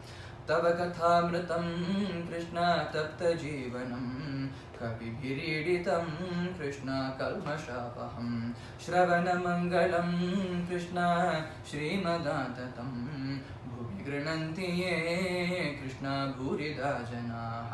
இந்த இடத்துல பார்த்தோம்னா அப்படின்னா பிடிஎஃப்ல பார்த்தோம் அப்படின்னா பிராக்கெட் ஸ்லோகத்தில் பிராக்கெட்ல கிருஷ்ண அப்படின்னு போட்டிருக்கோம். ஏன் பிராக்கெட்ல போட்டிருக்கா அப்படின்னா இதுக்கு தான் ஸ்தோபம் அப்படின்னு பேர். ஸ்தோபம்னா என்ன அப்படின்னா கேட்டுக்கோங்க இல்லையா, சாங்கேத்தியம் பாரிகாசியம் ஸ்தோபம் ஹேளன்மேவா அப்படின்னு கேட்டுக்கோங்க இல்லையா, அதுல ஸ்தோபம் இது பேர் ஸ்தோபம் அப்படின்னு. ஸ்தோபம்னா என்ன அப்படின்னா கோபிகைகள் கிருஷ்ண அப்படின்னு நடுவில் சொல்லியிருக்கா. ஆனா கிருஷ்ண அப்படின்னு நடுவில் அந்த வார்த்தையை இந்த ஸ்லோகத்துல போட்டோம் அப்படின்னா அது வந்து ஒரு ஸ்லோகத்துக்குன்னு தர்மம் இருக்கும் இல்லையா, ஸ்லோகத்துக்குன்னு ரூல்ஸ் அண்ட் ரெகுலேஷன்ஸ்லாம் இருக்கும் இல்லையா. இந்த ஒரு ஸ்லோகத்துல இந்த வரியில இவ்வளவு அக்ஷரங்கள் தான் இருக்கும் அப்படின்னு. இப்போ இந்த கிருஷ்ணங்கிற அப்படிங்கிற நாமத்தை நடுவில் போட்டோம் அப்படின்னா அந்த அந்த அந்த ரூல்ஸை கான்ட்ரடிக்ட் பண்ணும், அந்த ரூல்ஸை பிரேக் பண்ற மாதிரி இருக்கும். ஏன்னா கிருஷ்ணன் போட்டா there is couple extra அக்ஷரம்ஸ் இல்லையா, ஸோ அதனால அந்த அக்ஷரம் பிரேக் பண்ற மாதிரி இருக்கும். அதனால கோபிகைகள் கண்டிப்பா சொன்னா, ஆனா அது வந்து இருக்கு ஆனா இல்லை அப்படிங்கிற மாதிரி பிராக்கெட்ல போட்டிருக்கா அப்படின்னு. இதுதான் ஸ்தோபம் அப்படின்னு பேரும். ஸோ அதனால கோபிகைகள் சொல்ற கோபிகைகள் பார்த்தோம் அப்படின்னா அதனால ஃபார் த நெக்ஸ்ட் ஃபியூ ஸ்லோகம் சர்வ கிருஷ்ணா அப்படின்னு நடுவில் இருக்கும், பிராக்கெட்ல போட்டிருக்கோம். கோபிகைகள் வந்து பார்த்தோம் அப்படின்னா ஒரு ஸ்லோகமா ஒரு ஸ்லோகத்துலையும் என்னோட விரகத்தை போக்கு அப்படின்னு சொல்லிட்டு இருக்காங்க. இந்த இடத்துல கபீர்தாசர் ஒரு கேள்வி கேட்கிறார். விரகம்னா ட்ரூவா விரகம்னா என்ன அப்படின்னா சொல்ற, ஒரு மீனை தண்ணிலேருந்து எடுத்து வெளியில போட்டுட்டோம் அப்படின்னா அந்த மீன் வந்து எனக்கு விரகமா இருக்கே, எனக்கு தண்ணி வேணுமே, எனக்கு இது வேணுமே, யாராவது காப்பாத்துறீங்களா, யாராவது பண்றீங்களா அப்படின்னு ஹெல்ப் கேட்டுன்னே கதறிண்டே உயிர் விட்டு கதறாது இல்லையா. அந்த வேதனையில துடிச்சு போயிடும் அது. அதே மாதிரி சொல்ற விரக வேதனை, உண்மையான விரக வேதனைன்னா என்ன அப்படின்னா எனக்கு விரகமா இருக்கே, என்னோட விரகத்தை யாராவது என்னோட விரகத்தை போக்க மாட்டேலா, எனக்கு இவ்வளோ விரகமா இருக்கே, என் விரக தாபத்தை போக்க மாட்டேலா அப்படின்னு கேட்டா அப்படின்னு யாராவது சொன்னா அப்படின்னா யாருக்கு அந்த சக்தி இருக்கோ, எனக்கு விரகமா இருக்கே அப்படின்னு சொல்றதுக்கு யாருக்கு சக்தி இருக்கோ அவ உண்மையான விரகத்தை அனுபவிக்கல அப்படின்னு அவர் சொல்லுவார். அதனால உண்மையான விரகத்தை அனுபவிக்கல அப்படின்னு சொல்றாரு. இது எப்படின்னா ராமாயணத்துல ராமராவண யுத்தத்துல பார்த்தோம் அப்படின்னா முதல்ல ராவணன் வந்து சண்டை போடும்போது ஹனுமான் தான் ஃபர்ஸ்ட் ராவணோட சண்டை போடுறாரு. ஹனுமார் போய் ஒரு ஓங்கி ஒரு குத்து விட்டோன்னு ராவணன் வந்து தலை விறுத்து போய் அப்படியே கொஞ்ச நேரம் ஒரு 5 minutes உட்காந்து ரெஸ்ட் எடுத்துட்டு அப்புறமா எழுந்து நின்று ஹனுமான் நீ வீரன்னு நான் ஒத்துக்கிறேன் அப்படிங்கும்போது ஹனுமான் கேட்கிறேன் என்ன வீரம் போ ஏன்னா எப்போ நான் உன்னை குத்தி நீ வந்து எழுந்து நின்று என் வீரத்தை பாராட்டுறியோ என் வீரம் பத்தலன்னு அர்த்தம். ஏன்னா நான் குத்தும் போதே நீ உயிர் போயிருக்கணும், அப்பதான் நான் வீரன்னு அர்த்தம்.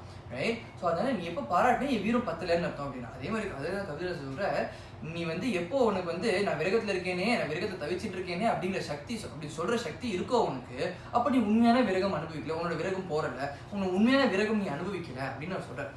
இப்போ தோணும் என்னோட கோபிகைகள் வரி என்னுடைய விரகம் தாங்கலையே, எனக்கு விரகம் தாங்கலையே அப்படின்னு சொல்றாரு. அப்போ கோபிகைகள் உண்மையான விரகத்தை அனுபவிக்கலையா, இல்லை டபாய்க்கிறால விரகம் வந்துருத்தோ அப்படின்னு, இல்லை என்னது இது புரியலையே அப்படின்னு பார்த்தோம் அப்படின்னா அதுக்கு வந்து ஸ்ரீ அண்ணா பதில் சொல்லுவார். ஏன்னா கோபிகைகளுக்கு என் பிராணன் என்கிட்ட இருக்கு அப்படின்னா நான் விரகத்தை துடிச்சு நான் போயிடுவேன், ஃபைன். என் பிராணன் என்கிட்டயே இல்லை அப்படின்னா அந்த சோர்ஸ் இருக்கிற வரைக்கும் நான் என் பிராணன் நான் உயிரோட இருப்பேன் இல்லையா. இப்போ என் பிராணன் இந்த வாட்டர் பாட்டில் இருக்குன்னா இந்த வாட்டர் பாட்டில் இருக்கிற வரைக்கும் நான் உயிரோட இருப்பேன். Bad example, but anyways. So அதனால கோபிகைகள் சொல்ற எங்களோட பிராணன் எங்ககிட்ட இல்லை, கிருஷ்ண கதாமிருதத்துல இருக்கு எங்க பிராணன். ஸோ அதனால கிருஷ்ண கதைங்கிறது அமிர்தம், அந்த அமிர்தத்துல இருக்கு எங்க பிராணன். for as long as we have access to Krishna Kathamritam, அந்த அமிர்தத்துக்கு ஆக்சஸ் இருக்கிற வரைக்கும் நாங்கள் எவ்வளோ விரகத்தில் இருந்தால் கூட எங்களோட பிராணம் தெரியாது. ஏன் அப்படின்னா கிருஷ்ண கதாமிரதம் நாங்கள் பருகின்றே இருப்போம், அதனால எங்கள் பிராணம் இருந்துகிட்டே தான் இருக்கும் அப்படின்னு நான் சொல்கிறேன். வியாசர், சுகர், வால்மீகி போன்ற மகான்கள்லாம் பகவானை பற்றி பாடி எழுதி நம்ம கொடுத்துட்டா. அதெல்லாம் படித்தா நமக்கு என்ன, சாதாரண மனுஷன் நான் அதை படித்தா என்ன ஆகும் அப்படின்னா நமக்கு சித்த சுத்தி ஏற்படும். அதுக்கும் வேற என்ன ஆகும் அப்படின்னா, இப்போ பக்தாலே 4 விதமா சொல்லுவா இல்லையா, ஆர்த்தி, ரக்தார்த்தி, ஜிக்னாசு, ஞானி அப்படின்னு சொல்லுவா இல்லையா. அது மாதிரி ஒருத்தருக்கும் அவளுக்கு என்ன வேணும், அவளுக்கு என்னென்ன வேணுமோ அதையும் கொடுக்க வல்லது இல்லையா. ஸோ இந்த கதாமிருத்தம் அப்படிங்கிறது அதையும் கொடுக்க வல்லது. ஸோ அதனால கதாமிருத்தம்ங்கிறது எதை கொடுக்காது இல்லையா.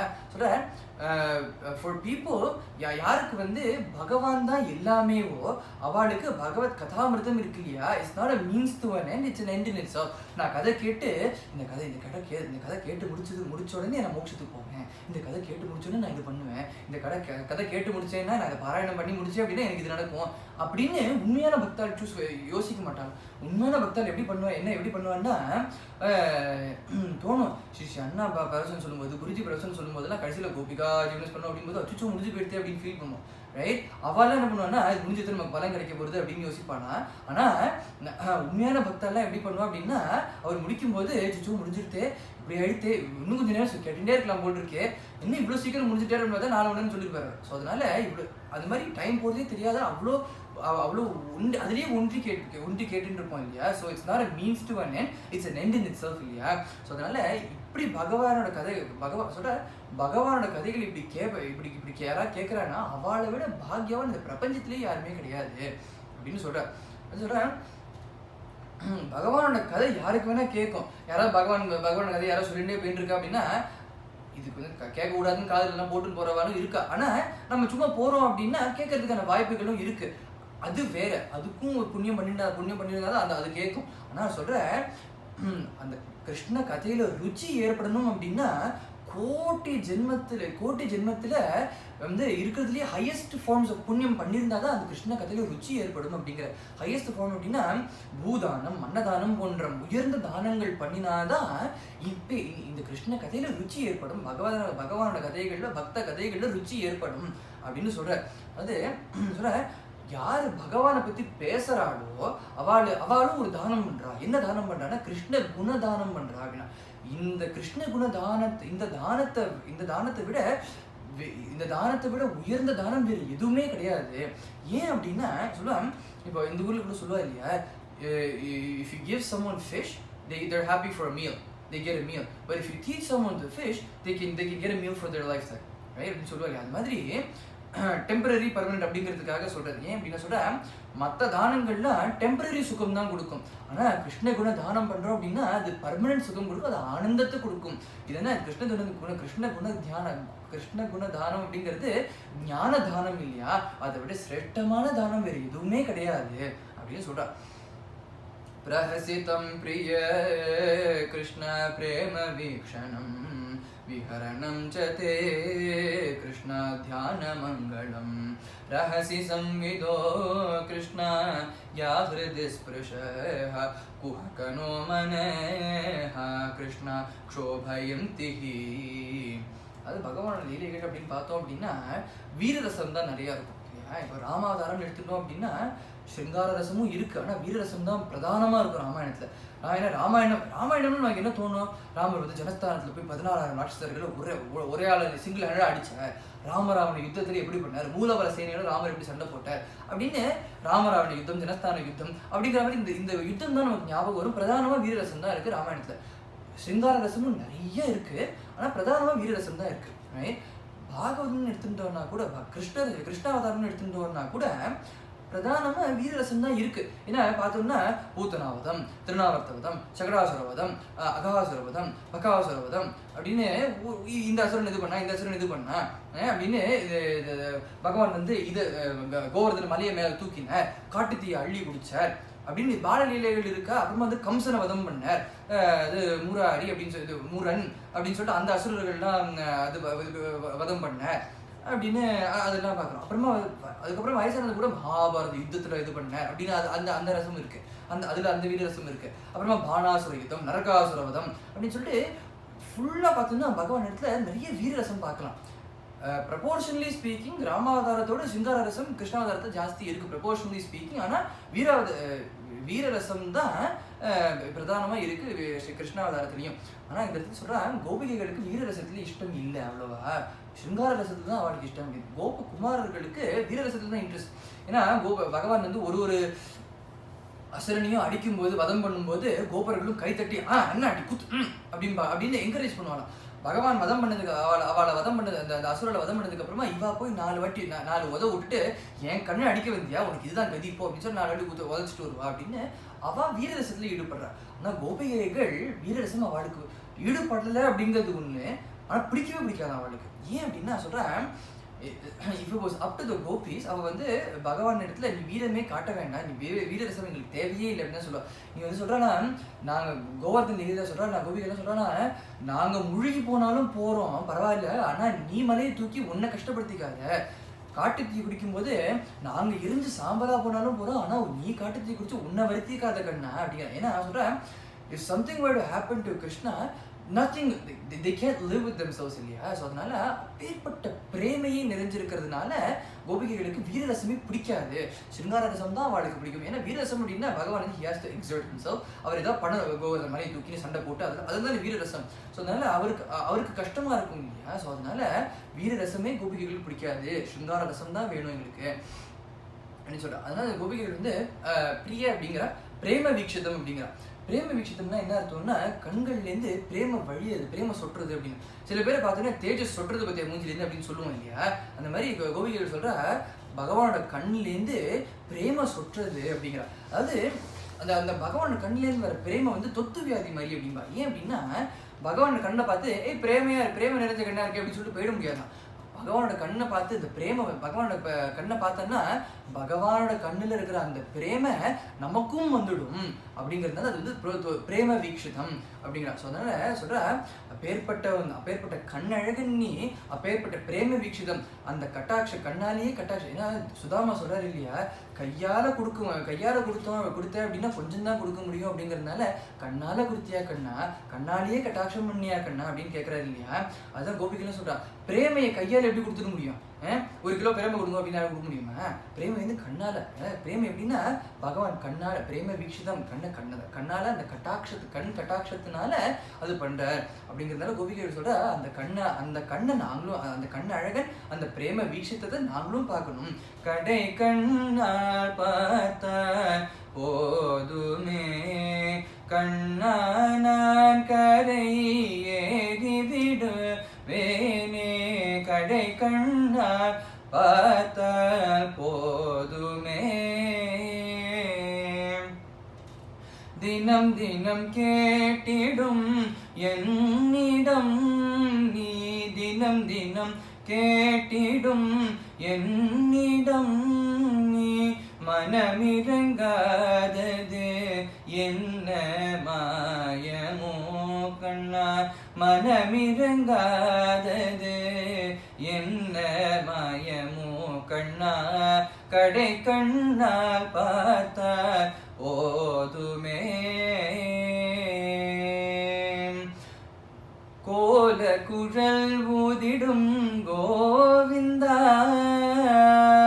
கோல குழல் ஊதிடும் கோவிந்தா, லீலைகள் பல செய்யும் லீல வினோதா, லீலைகள் பல செய்யும் லீல வினோதா, கடை கண்ணால் பார்த்தால் போதுமே.